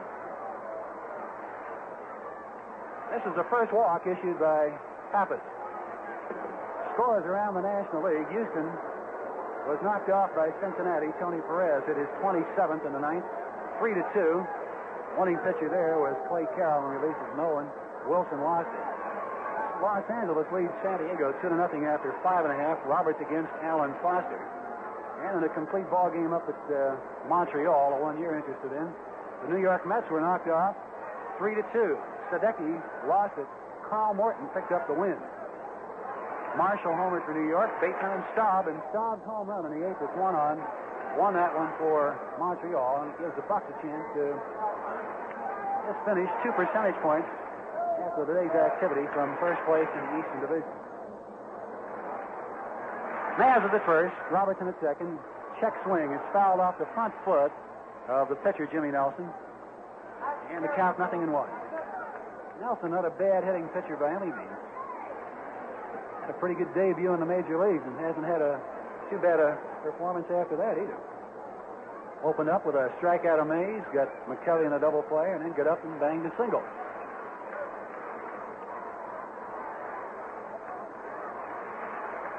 Said he wanted to be a shortstop or a catcher. He's become a pretty good pitcher. Chopper hits the third base weekly. Santo has a short hop, throws, and it is in time. Chopped at first base. Hickman drops the ball. They're safe all around. Robertson at third, Maz at second, and Nelson safe at third on the air on Jimmy Hickman. Boy, that was a big break for the Bucs. Santo threw it right there at the knees, but Hickman lost the ball. And the Pirates have them loaded up. Robertson at third, Bill Mazeroski at second, Jimmy Nelson at first, and the pesky guy, Matty Alou at the plate. He's 0 for 2 in this ball game. Had a hit and 4 times at bat in the front. Pappas into the windup. The pitch to Matty. Full foul off the first base side, out of play, strike one. You know, Nellie, sometimes when that infielder at this time of night throws off that left side of the diamond, you're throwing out of the scoreboard numbers and all those white shirts, and that guy at first base is looking for a ball out of a lot of white. It very well have happened because the sun's starting to set down there, and it's reflecting off the box seats right back of Santo and where he was coming from. Come on, Matty. The 0-1 pitch. Inside. A good save by J.C. Martin. Prevented a wild pitch. It's like a hard slider. Martin made a great play to prevent a wild pitch on that one. Had to go way to his right. I don't know how Alou kept him getting hit. Now, the count is even to the ball and a strike. We're tied 1-1. But a base hit could end that very quickly. 2 down. The windup for 1-1 pitch.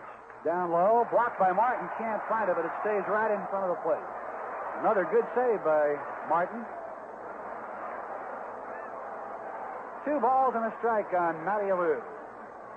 Pirates took advantage of wildness in the front ball game to win that one as Phil Regan came on, walked the bases loaded, and then walked in the winning run with Jerry May at bat.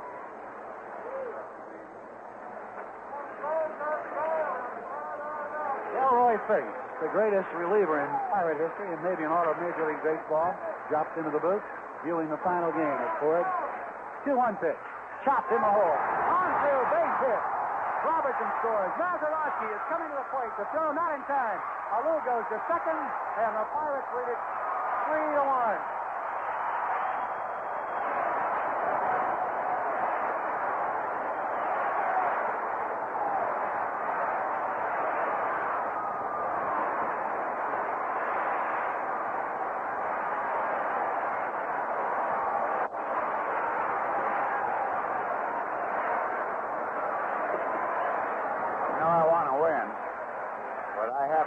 Sorry for Jim Hickman out there at first base. That guy's going through tortures right now, Nellie. He sure is, but I'll tell you, if there's any reason why the Cubs have been in the spot they are, you got to put it right on his shoulders. He's carried that ball club offensively. Hebner, first ball hitting, fouls it off the first base side. Strike one. He's a guy that's made himself into a very fine hitter. He was not known for anything but striking out a lot and hitting the ground ball double plays, but last year he suddenly came alive. Very good money player. Came up with a very costly error, however, and the Pirates have taken advantage of it. On a big single by Matty Alou. 3-1, we lead. The crowd enjoying it all. The 0-1 changeup moves outside on Richie. Turned over the fastball. 1 ball and 1 strike. It's been a very effective pitch for Pappas in this ball game.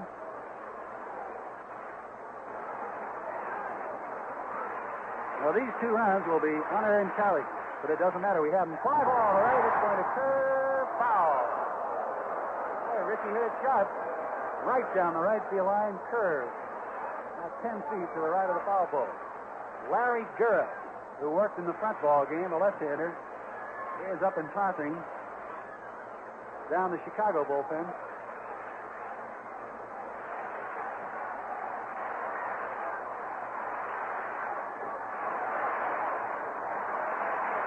Jim Nelson at third base.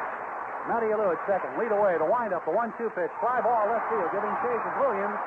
Fighting the sun. And near the scoreboard, he's got it. And a pretty well hit ball to the opposite field by Richie Hebner. The Pirates take the lead. 2 runs on 2 hits. 1 error.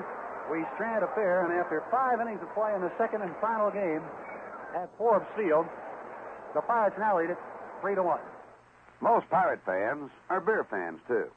And just as they like a lot of action in a game, they like a lot of taste in a beer. That's why most Pirate fans ask for a cold iron when their thirsts come up. Because thirst-quenching taste is what Iron City beer is all about. Bold and cold and alive every sip of the way. Glass after glass, bottle after bottle. Iron City comes on with a taste you can really sink your thirst into. And that Iron City taste is fresh. Because Iron City beer doesn't have to come a long way to get to your tavern or your distributor. And once it gets there, Iron City doesn't sit around. It sells, my friends. I mean, it sells. So every iron you drink is as fresh as can be. Next time your thirst comes up, wet it down with Iron City. Hey, once you get there, you'll never want to leave.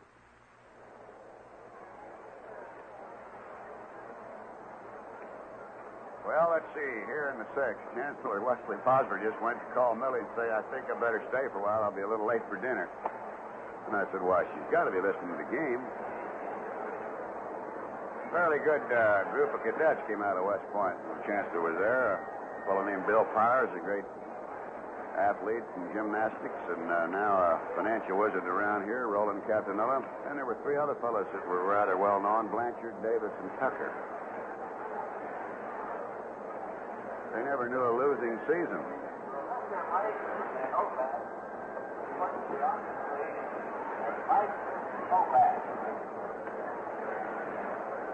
All right, we have now Johnny Callison, who struck out and walked, standing in. Jim Nelson leading 3-1 here in the top of the 6th. Outfield around to the right. 40,918 and nobody leaving. The early part of this game, Nelson's palm ball, he might as well have put it on the shelf. Or let's not throw it for strikes, just show it. But he was trying to throw it for strikes, and it got him in trouble. See if he can bring it back. He bunted through it for strike 2. A lot of times a good pitch, which is his best pitch right now, is the palm ball. But if it isn't coming for you, you just waste it and go to your other stuff. And then if it comes back, then you go to it. And Jerry May's the type of a catcher that'll bring it back in there for him, if it's at all possible.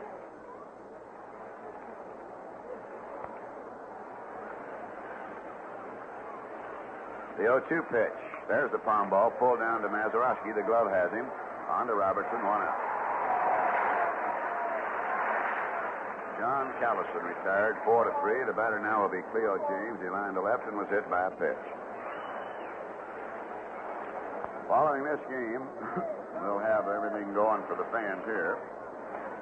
And I know, of course, that nobody will get out of line because we're just going to have a few things given away. All the baseball caps have been autographed, and they'll be awarded. There'll be some 50 prizes, the bricks, some of them, and bases and what have you.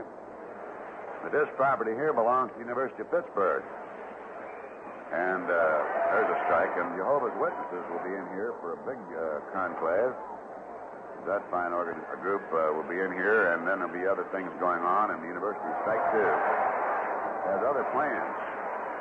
Ultimately, of course, this ballpark will be dismantled, and School of Law and other schools involved in the university program will be in here in the next 3 to 6 years. No balls, 2 strikes here to Cleo James.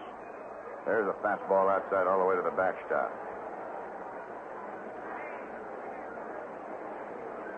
They're warming down the left field line for the Cubbies. A left-hander will pick him up in a moment. Right now, that's if they get anything going. They want to be ready to hit for Pappas. Gura. Swing, strikeout.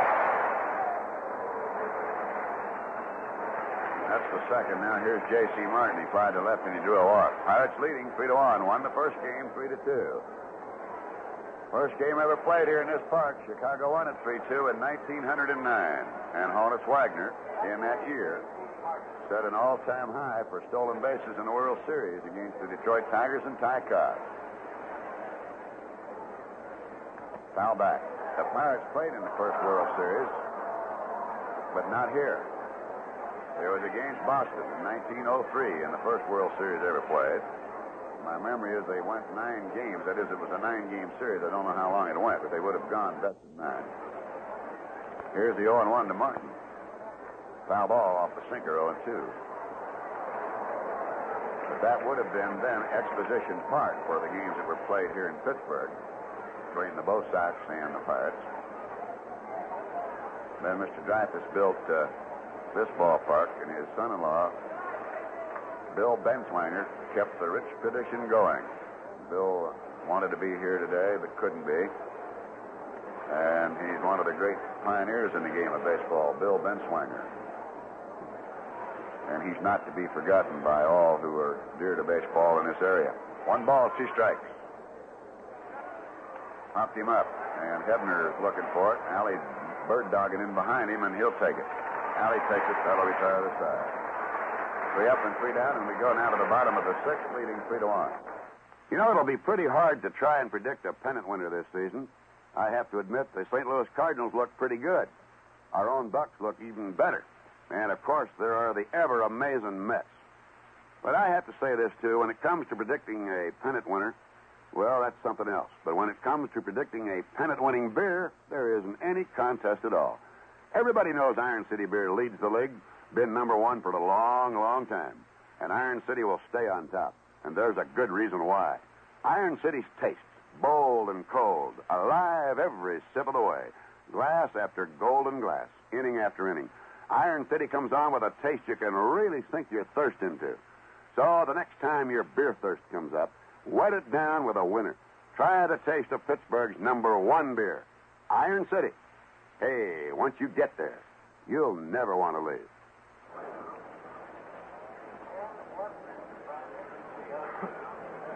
All right, ready now to move into the bottom of the 6th. And Al Oliver, who hit his 6th homer of the year to tie up the game back in the first inning, will be the leadoff batter.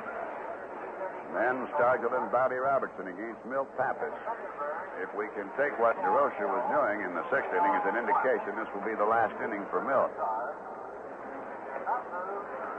They were warming. Gura, G-U-R-A. Oliver hits a drive deep right center. Way back she goes, and off the wall. Allison comes up firing, and it's a double standing up for Oliver.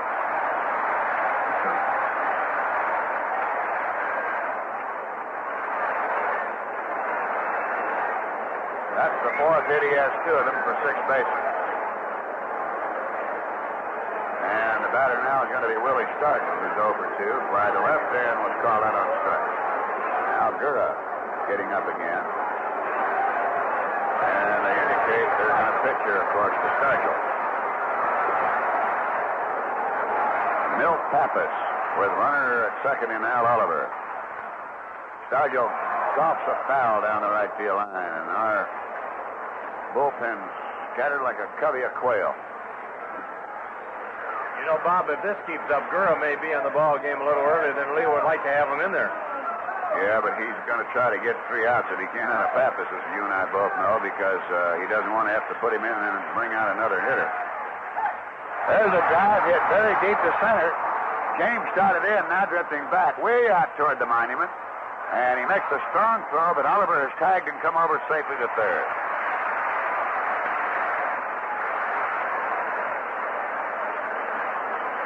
That'll bring up Bobby Robertson, who singled to lead the Buckos into a rally in the 5th inning. While the 2 runs that scored in that inning were unearned.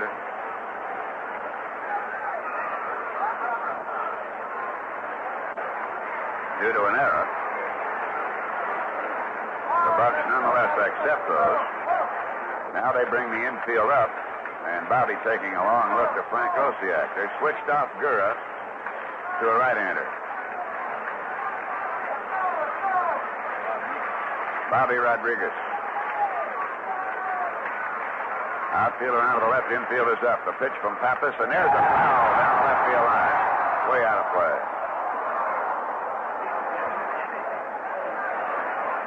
And that brought J.C. Martin out quickly to say something to Milt.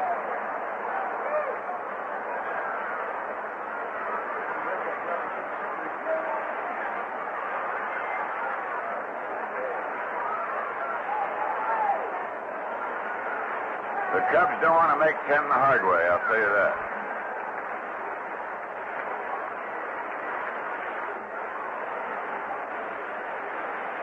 I think the back line on that's 2.5.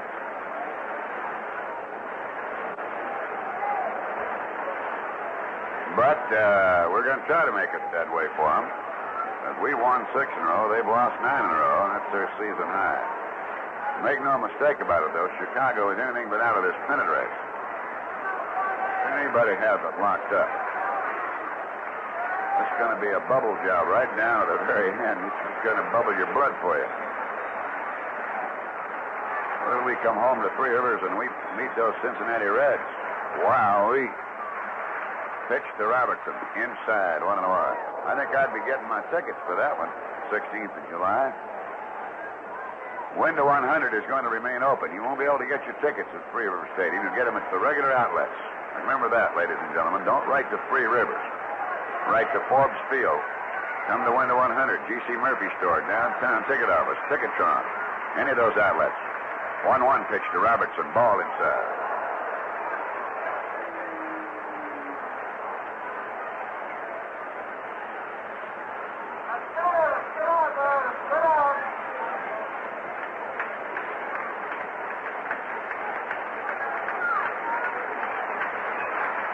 Two balls and a strike. And the pitch. There's a fly ball hit deep toward left. Williams coming up. The tag by Oliver. Here's a strong high throw. Oliver scores.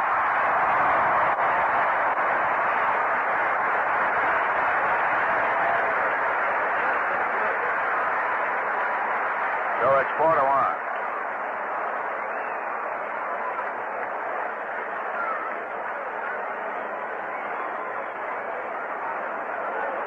Dave Fay of the Pennsylvania Mirror State College. I haven't said we may never lose another game for so long it isn't even funny, but he seems to think I've been saying it. He said if we win this one, he wants me to just said, shut your mouth. All right, David. You button up your typewriter and we'll be even.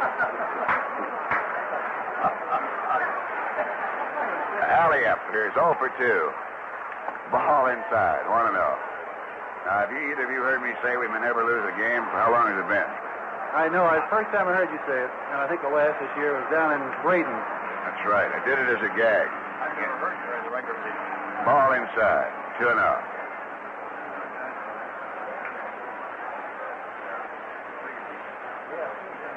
Well, I know Dave. He's a good writer, but he's right. We're not counting any chickens that haven't been. There's lots of ways to go, but it's just great to be in the thick of things. 2-0 pitch now to Alley. High, ball 3, 3-0. This game here is not over.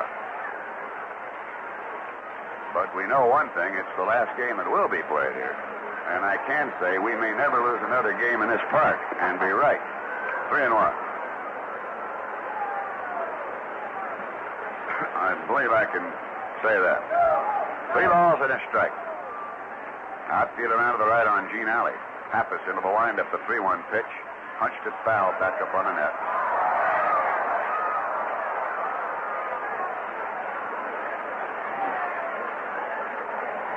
Oliver opened up with a double off the right field wall. Stargell fired deep to center, and Oliver came over after the catch.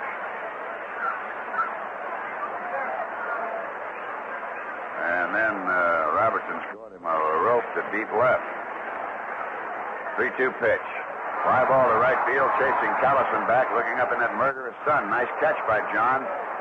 Right on the wall, on the warning track out there. A run on one hit, no errors, and nobody left. At the end of 6, the Pirates lead it 4-1. We want to mention something here that shows how Iron City will go to any lengths to make you feel at home. All the way to Florida, in fact. Iron City Beer has joined the Sunbird crowd on United Airlines nonstop flights to Miami. Now, when you're flying to and from Miami, ask your stewardess for a nice cold glass of Pittsburgh's #1 beer, Iron City. It makes those friendly skies even friendlier.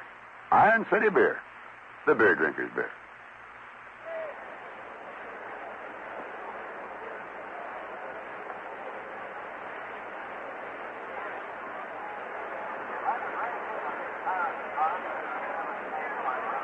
Middle 3 innings are sent your way by Iron City Beer.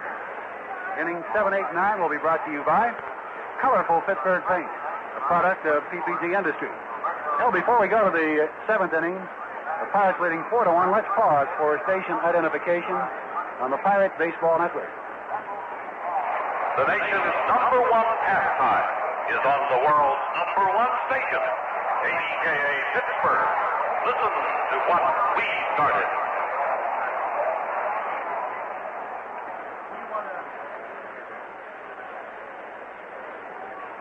Glenn Beckert will bat for Pappas here as the top of the 7th inning is about to get underway at Forbes Field before 40,918. In the first game of the doubleheader, Pittsburgh 3 and Chicago 2, as the Pirates extended their winning streak to 6 straight and the Cubs losing streak to 9 in a row. Now through 6 innings of play, the Bucs have 4 runs and 4 hits, and the Cubs 1 run and 5 hits. Beckert, a right-handed batter. Setting out the second game of the doubleheader, takes the first pitch low for a ball, 1-0. Beckert batting at .268. He has a couple of home runs, 18 runs batted in. Curve across, ball 1 and strike 1. Larry Gurra, who saw action in the first game of this doubleheader, continues to keep warm in the bullpen down the line. There's a palm ball that fooled Beckert. Oh, he stepped to the front part of the box that time, and it was leaning, and then tried to hold up, then leaned again, and about that time it was a little too late. Beautiful pitch. Here's the 1-2 delivery. Fastball, a little outside, gets all the way back to the screen. 2-2 on Glenn Beckert. John Kessinger in the on-deck circle to the left, and then Paul Popovich. Buck outfield playing straight away. Stargell, Alou, and Oliver. Around the infield, Hebner, Alley, Mazeroski, and Robertson. May catching, and Nelson on the mound. He has won 2 and lost none since coming up from Columbus. Curve is fouled back onto the screen. It gets over the screen, so the folks down below have a lot of fun fighting for that souvenir. And remember, there will be a lot of souvenirs to be given away at the conclusion of this game. Here's the 2-2 pitch. It is lined to the shortstop. 1 out. We go to the top of the Cub batting order, and the left-handed hitting Don Kessinger.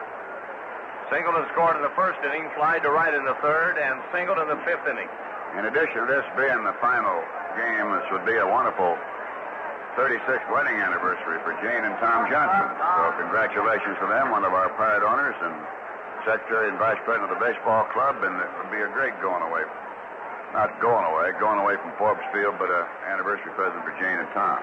And many happy years to come, too, to the Johnson family, as the pitch is outside for a ball, 1-0.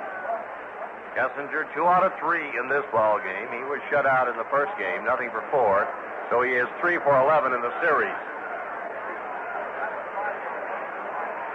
Swing and a foul tip.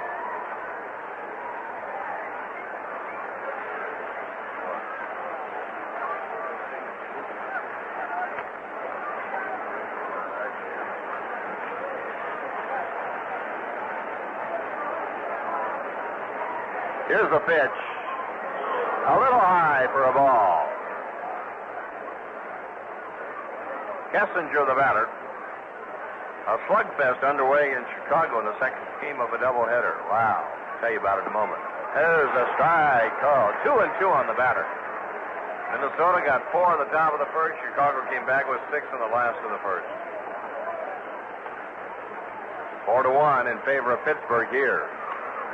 Oh, he's hit down the left field line. Coming hard is Starjo. He can't get it. It's into the bullpen, just out of his reach. Still 2-2 on the batter. Joe Gibbon, who is loosening up a couple of innings back in this ball game, is again ready should they need him. And Bruce Del Canton, the right-hander, is now throwing also. And Larry Gurra, a left-hander, in the bullpen for the Chicago Cubs. He's been joined by Rodriguez. Here's the 2-2 delivery. Swing and a foul back. It's still 2-2 on the batter.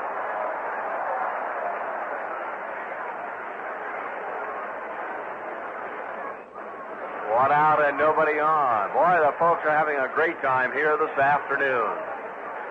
Nelson works 2-2 to the batter. Ground ball to the right side. Mazeroski to his glove side. Comes up with it. Throws on to first in time. Kessinger is an easy out. 2 up and 2 down in the top of the 7th inning, and the batter will be the second baseman, Paul Popovich. San Francisco and Atlanta are tied at 4 through 9 innings of play. The game is being played at Candlestick.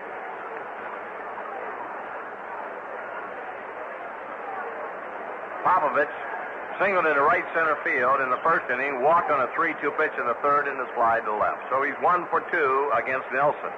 The pitch. Outside, just off the corner for a ball. It's 1-0.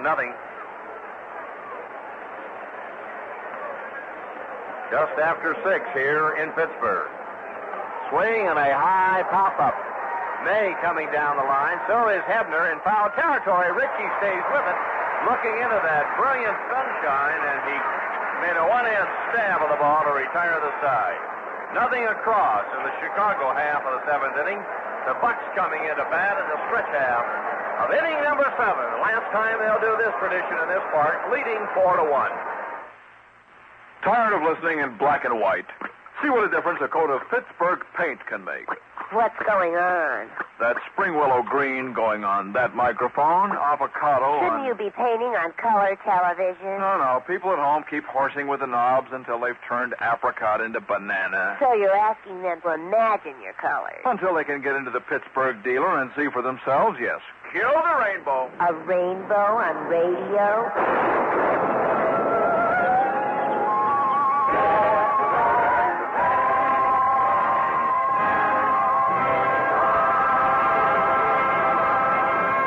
Was that a colorful rainbow? Fantastic. Where can I see Pittsburgh paints in person? That man holding his hand over his ear will tell you.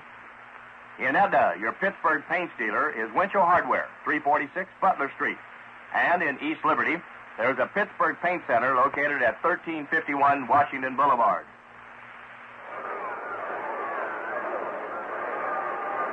$40,918 looking on as the Chicago Cubs and the Pittsburgh Pirates do battle in a doubleheader at Forbes Field in Pittsburgh. The Cubs won the first game 3-2. The Pirates won that first game 3-2 over the Cubs, and we lead in this game 4-1. And Nellie, we got a new left-hander.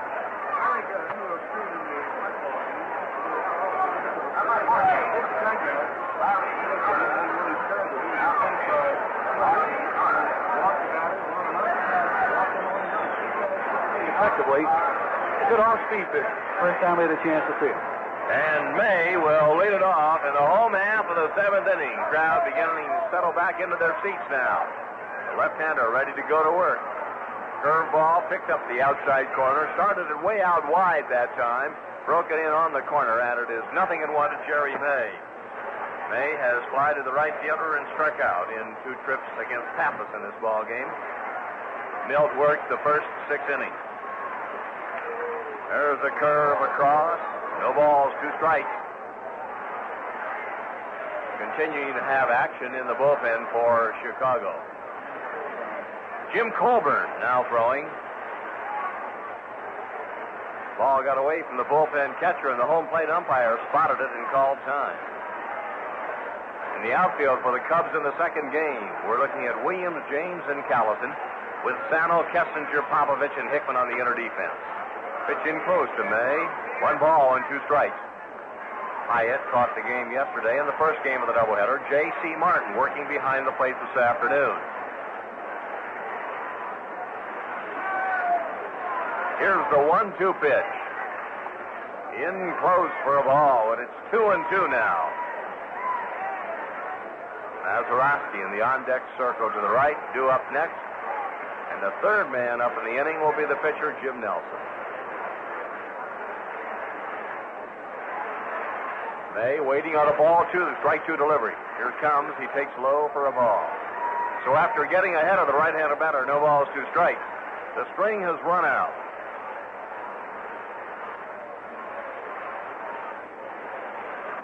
Home plate umpire Vargo looking over the left shoulder. May waiting on a 3-2 delivery. With a flick of the glove, Gura is shaken off a side. Now he comes back and strikes him out. Got Cherry that time on a breaking pitch. Second time, May has gone down via the strikeout route in this ball game. First strikeout for Larry Gura, and it brings up Mazeroski. New York Yankees have knocked off Boston 8-2. Bonser the winner, Culp the loser. Maz has struck out and drawn an intentional walk. The pitch is a strike called, and it's 0-1.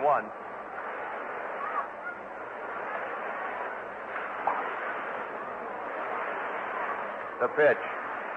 Ground ball down the line. It's a fair ball. Heading toward the bullpen. Maz is going to try for two. He cuts the inside corner of the bag, and he'll go into second standing up with a double. Maz has doubled down the line. The runner in scoring position, one out, and it brings up the pitcher, Jim Nelson. A ground ball between third base and the third baseman, Sano. That is the third extra base hit of the ball game. Oliver had the other two, a home run and a double. And now Maz has doubled off the left-hander Gura. Hits are even at 5 for each club, but the Bucs lead in the payoff department 4-1 after winning the first game 3-2.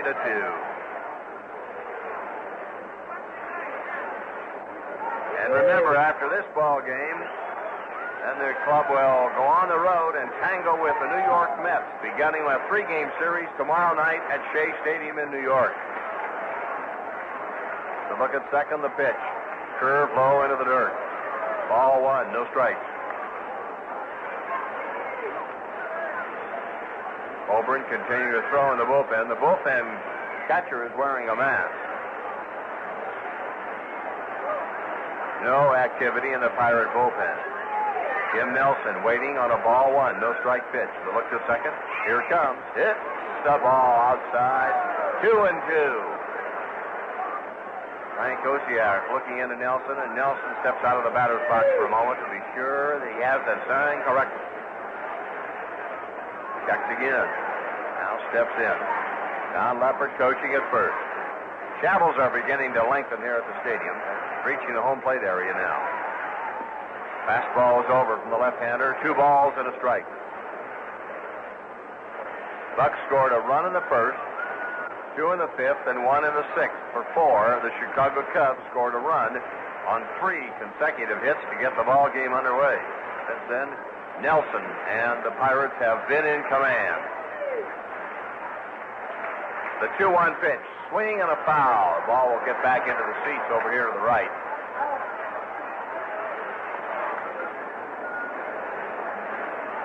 San Francisco winning their ball game on a home run by Gallagher, his second of the year in the 10th inning with 1 man on. Jim Mudcat Grant, is that right? No, he's not with San Francisco. Giants win 6-4. There's a ground ball to the right side. It'll get the runner on to third. Becker backs up, gets on the short hop, and throws on to first. And Mazeroski goes to third. Play going 4-3.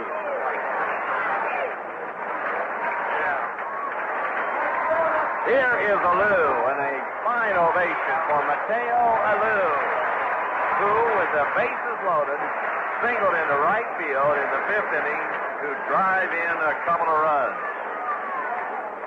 Since then, the Bucs have added another run. Alou with 1 for 3 in the ball game. Now 3 out of 11 in this series. has 88 hits. He leads the Bucs in that department and now has 27 runs batted in. Chokes up quite a bit on the handle of the bat. Oh, there's a ball behind his head.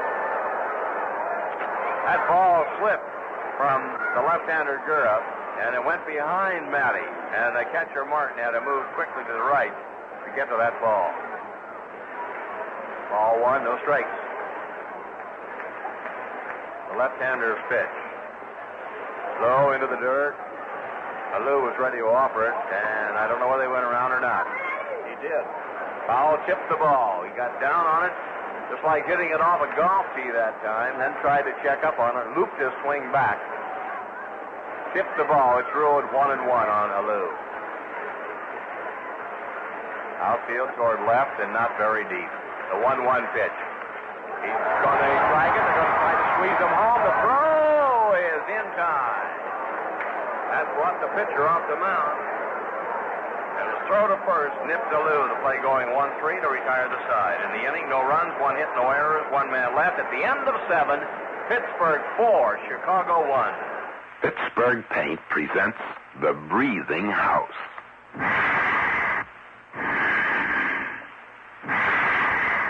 Your house is breathing all the time. It expands when it's hot and humid, contracts when it's cool and dry, inhales and exhales, stretches and shrinks. That's why house paint cracks and blisters and peels. So we made a new paint that stretches and breathes. New Pittsburgh Sunproof Latex. It has 4 times the stretchability of other house paints. It breathes and expands and contracts with your house, so it resists cracking and blistering and peeling. Pittsburgh Sunproof Latex house paint lasts longer, years longer than any other house paint. Try it. Give your house a breather.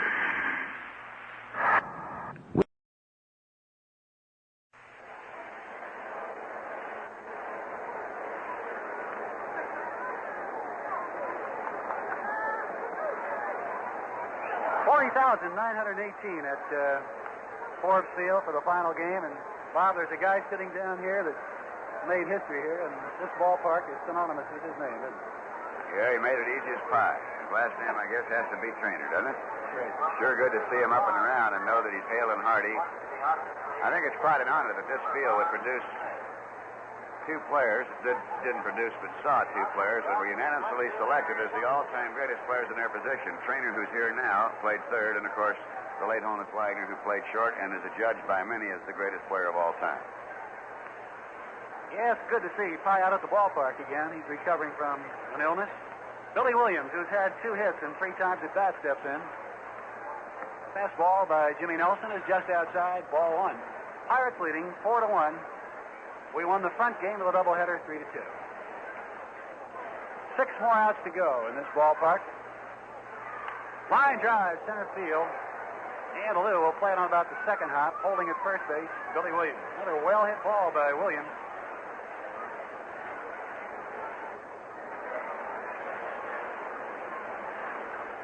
Stepping in, Jim Hickman.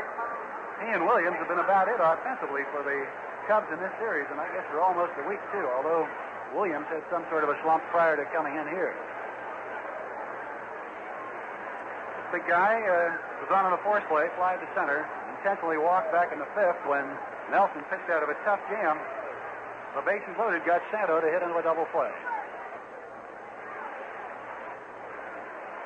Curveball way outside, 1 ball and no strike. Activity now in the Pirates bullpen. Left-hander Luke Walker, who got a save in the front game, getting the final 2 outs after the bases are loaded.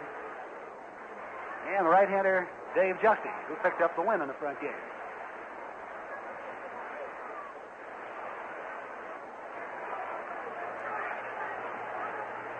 Nelson, with that stare at first base, takes the sign. Here's the palm ball in, taken by Hickman. 1 ball, 1 strike. Jimmy Hickman has to be an all-star player this year for the first time in his major league career. Having a great year. Hitting at .330, leading the club in RBIs.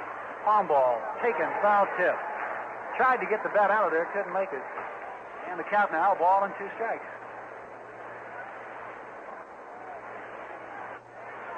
Nelson started this winning streak for the Bucs when he shut out the Cardinals in 10 innings, 1-0. Pardon the trite cliche, but it has been a pretty good team effort all around. 1-2 pitch. Curveball is outside. Count even. 2 balls, 2 strikes.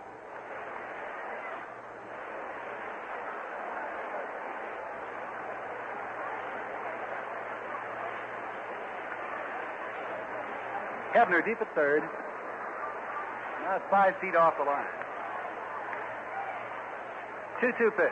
Bounce to shortstop. Alley over to Mazeroski to throw to first. Double play.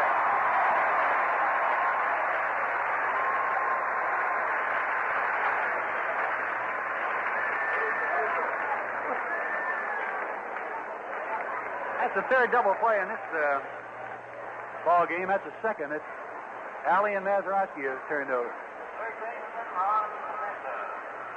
1966 was a big year for Oop and Maz with a double play. Boy, it's good to see both of them back healthy and playing once again. Santo, 0 for 3, bounced into a double play with the bases loaded the last time. Pirates leading 4-1. Breaking ball taken by Santo. Strike 1. Not too many people leaving their seats. 40,918. Boy, they've enjoyed a beautiful day for baseball and 2 good games. Curveball, backhanded by May in the dirt. Count even to the ball and the strike. Pirates pitching, which had been a question mark in the spring and the early weeks of the season, really starting to solidify now. Found another arm in this guy, Jimmy Nelson. The 1-1 pitch. A little bit high with the fastball. He's behind 2 balls and a strike.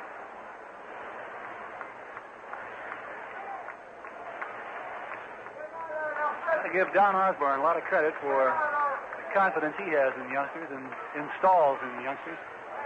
Or instills. Palm ball inside, 3 balls and a strike.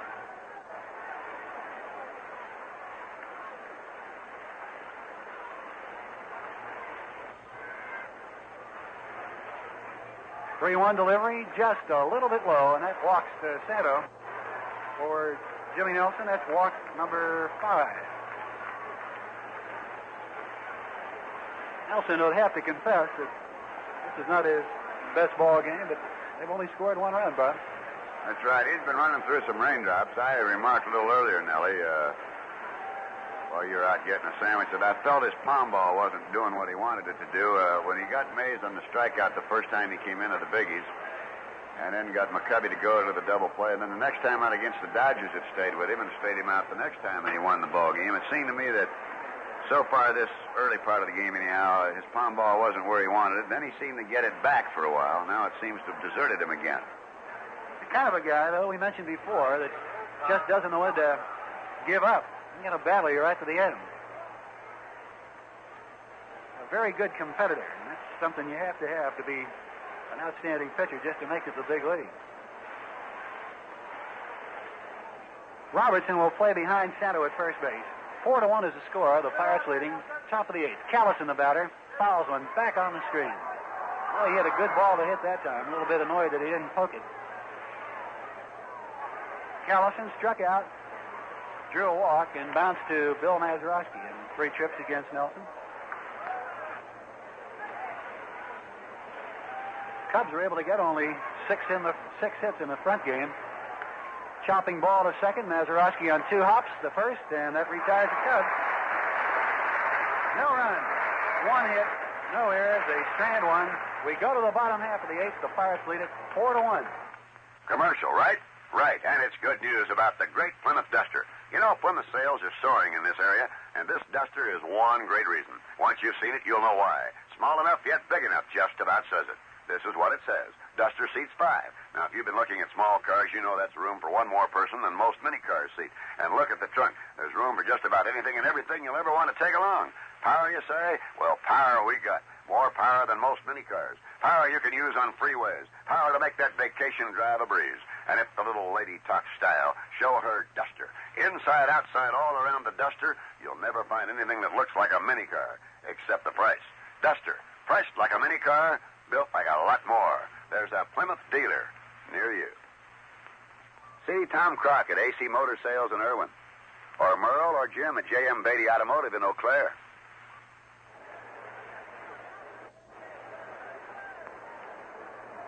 Well, the Pirates up there at bat for the final time in Forbes Field. Bottom half of the eighth, we lead 4-1. Richie Hebner, Al Oliver, and then Willie Stargell to go against left-hander Larry Gurr. First ball hitting, fly ball to shallow left, Kessinger back, Williams on. Billy Williams has it for the first out.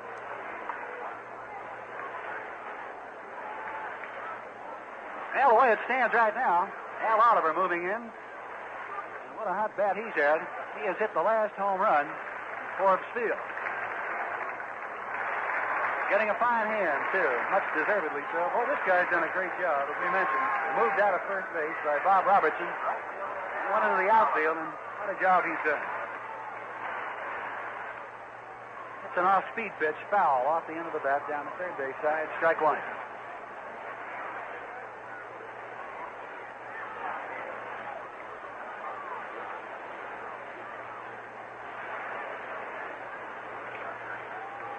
The windup by Gurra. Fastball, foul, back out of play, nothing in two. I was talking about Dale Long's home run streak, and there's a gentleman that very seldom misses a Pirate game from New Brighton by the name of Smitty. And I recall going up to his place in 1956 with Dale Long.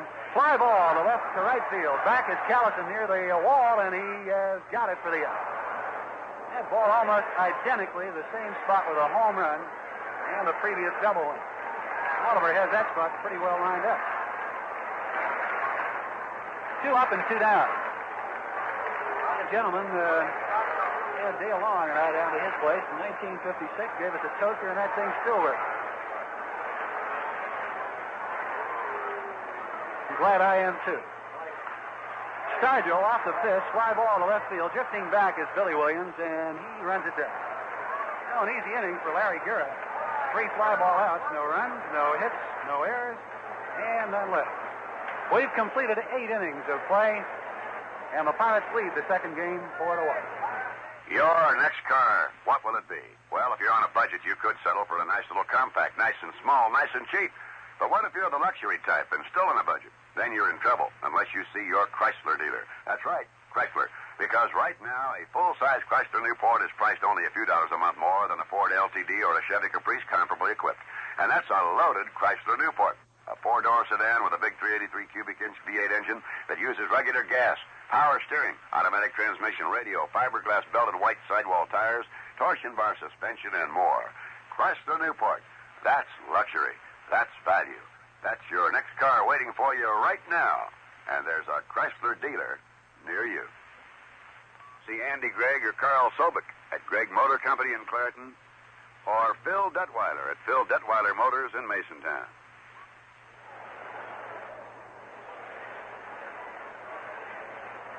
Well, Dave Justy has come on now, and Nelson has gone 8 innings for 1 run.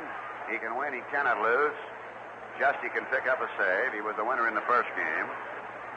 No question, as we talked, he had been struggling. But he gave up 5 walks. He threw a lot of pitches. And Danny Murtaugh, you must remember one other thing. This boy had a history earlier of a sore arm. Danny Murtaugh doesn't want to horse around with that. We have Al Oliver in right field. And John Jeter has... Jeter's gone to left field.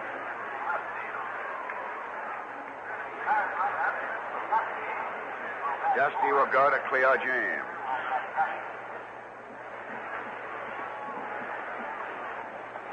So we're down to what the Pirates hope are the final 3 outs before 40,918. Buccos won the first game 3-2. Montreal beat New York 3-2 to take 2 out of 3 from the Mets. And now we're here in the 9th inning leading 4-1. The outfield around to the left. Now the pitch. And he bounces it up the middle, and over to the left is Alley. Up behind second, throws him out. Beautiful ranging play by Gene Alley. 1 away. Now J.C. Martin, 0 for 2. He flied to left, he walked, and he popped to short.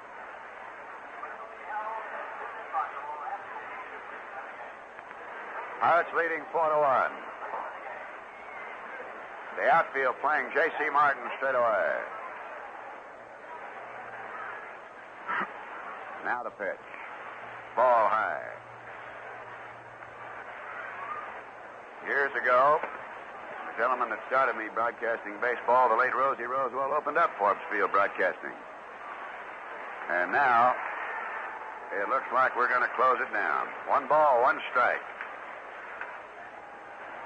And I'll be honest with you, it's getting to me. The 1-1 pitch. Tom ball popped into left fielder. And Jeter waiting. 2 out. Willie Smith coming up.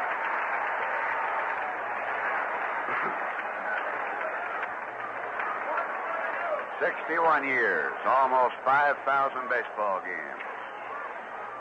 Lady Forbes is about to retire. The Cubs, who opened it 61 years ago, close it here with our Pirates. And just imagine, I doubt if maybe one man was living at the time that was on this field. It could have been Leo DeRocher, about the only one. And he would have been abated. Strike is called, the left-hand batting Willie Smith.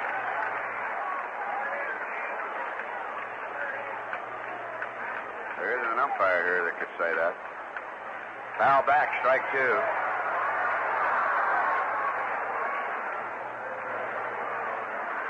If I know Leo, he wouldn't let his birthday get in that book. Well, I'd say Leo's at least 60. Here's the 0-2 pitch to Smith, high for a ball, 1-2. Les Worthington, the director of the club over here, just beaming along with General Manager Joe Brown and his wife Cindy, and their guest Thomas Johnson on his 36th wedding anniversary. 1-2 pitch, low, 2-2.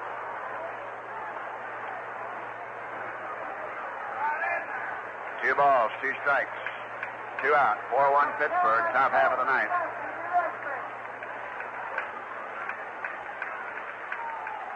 And the 2-2 pitch to Smith. Base hit. Right up the middle.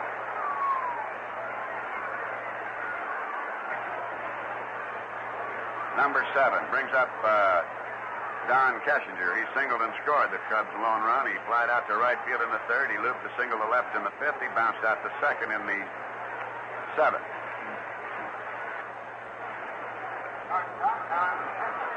The outfield playing around to the left. To the left-hand batting Kessinger. Justy, who won the first game, bidding for a save in the second game. Nelson, the pitcher of record. Now the pitch. Kessinger takes a strike.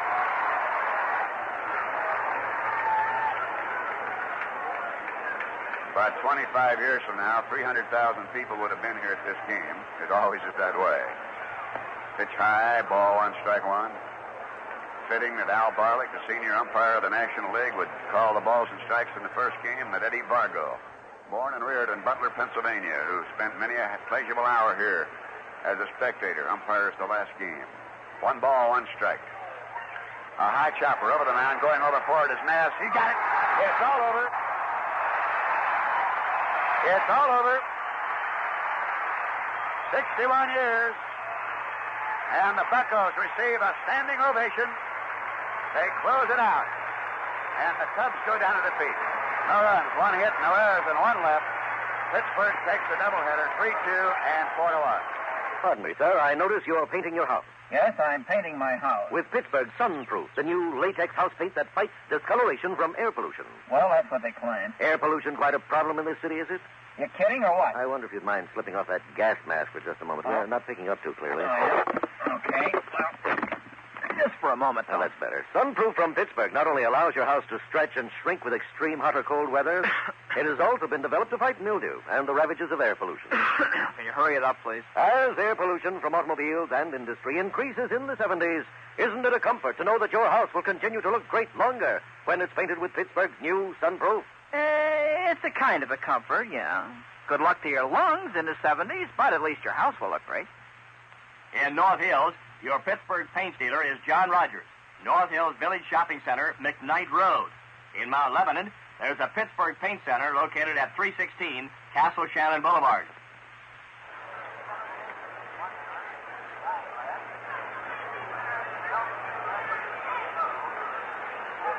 before we summarize the doubleheader that has moved the Pittsburgh Pirates into a virtual tie for first place in the Eastern Division of the National League with the New York Mets, and the Mets coming up tomorrow night.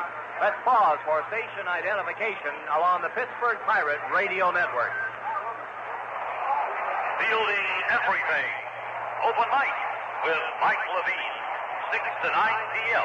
on KDJA Pittsburgh.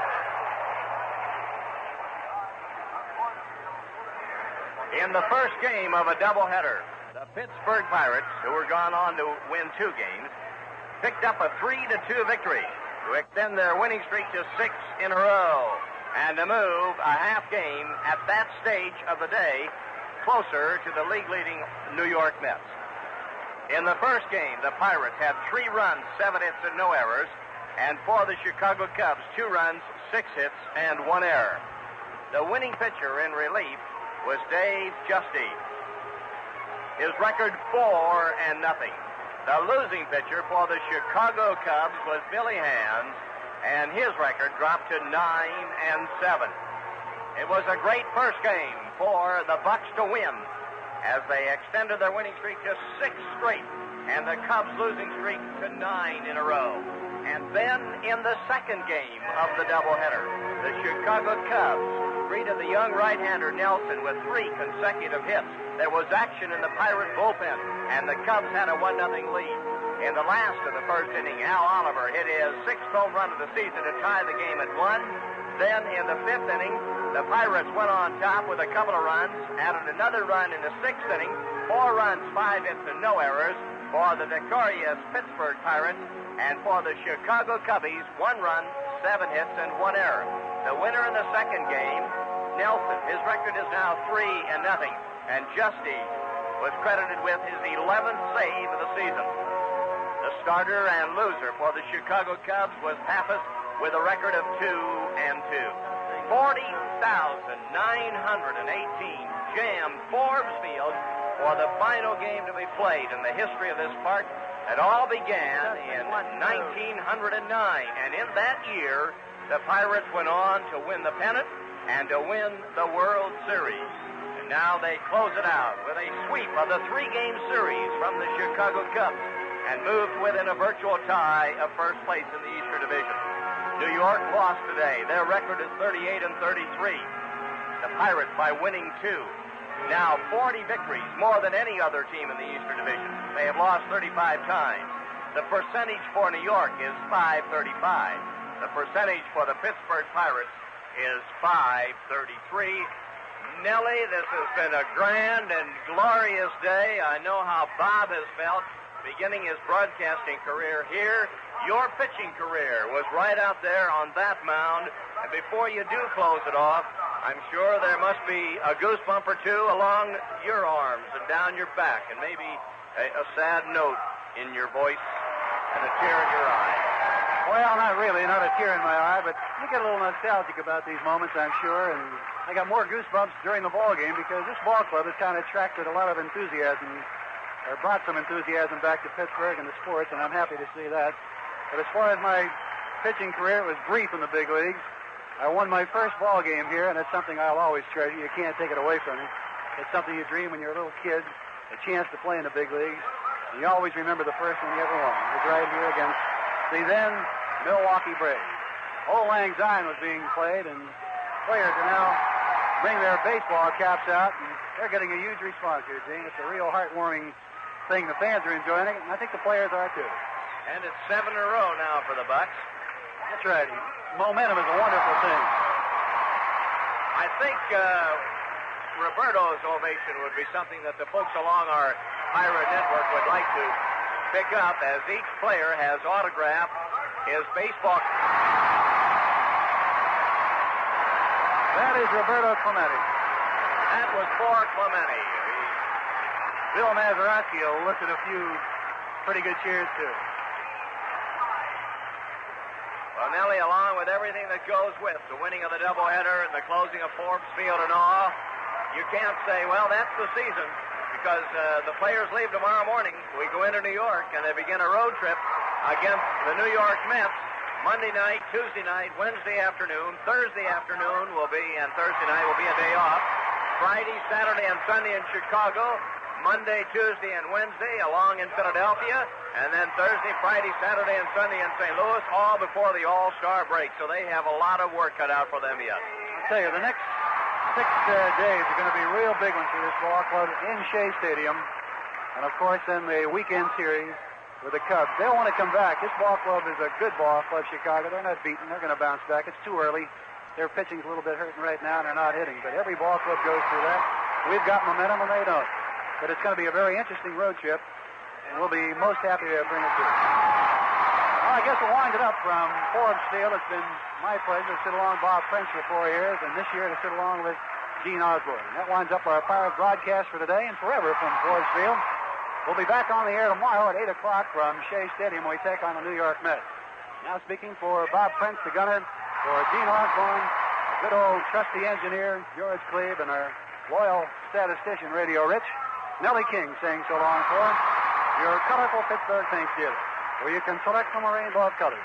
Pittsburgh Paint, a product of PPG Industries. For Iron City Beer, next time your beer thirst comes up, wet it down with the number one beer around here, Iron City Beer. Once you get there, you'll never want to leave. And for Atlantic Richfield Company and your local Atlantic dealer, drive in where you see the Red Ball sign. Red Ball service is your Atlantic dealer's way of assuring you good service every time you come in. This broadcast is authorized under broadcasting rights granted by the Pittsburgh Baseball Club solely for the entertainment of our listening audience. And any publication, rebroadcast, or other use of the description and accounts of this game without the express written consent of the Pittsburgh Baseball Club is prohibited. Once again, the final scores ever from Forbes Field, the Pirates sweep a doubleheader. The Pirates winning the front ball game 3-2. They came back to win the nightcap 4-1. Old Lang Syne was sung, and we'll say it too. This is the Pirates baseball.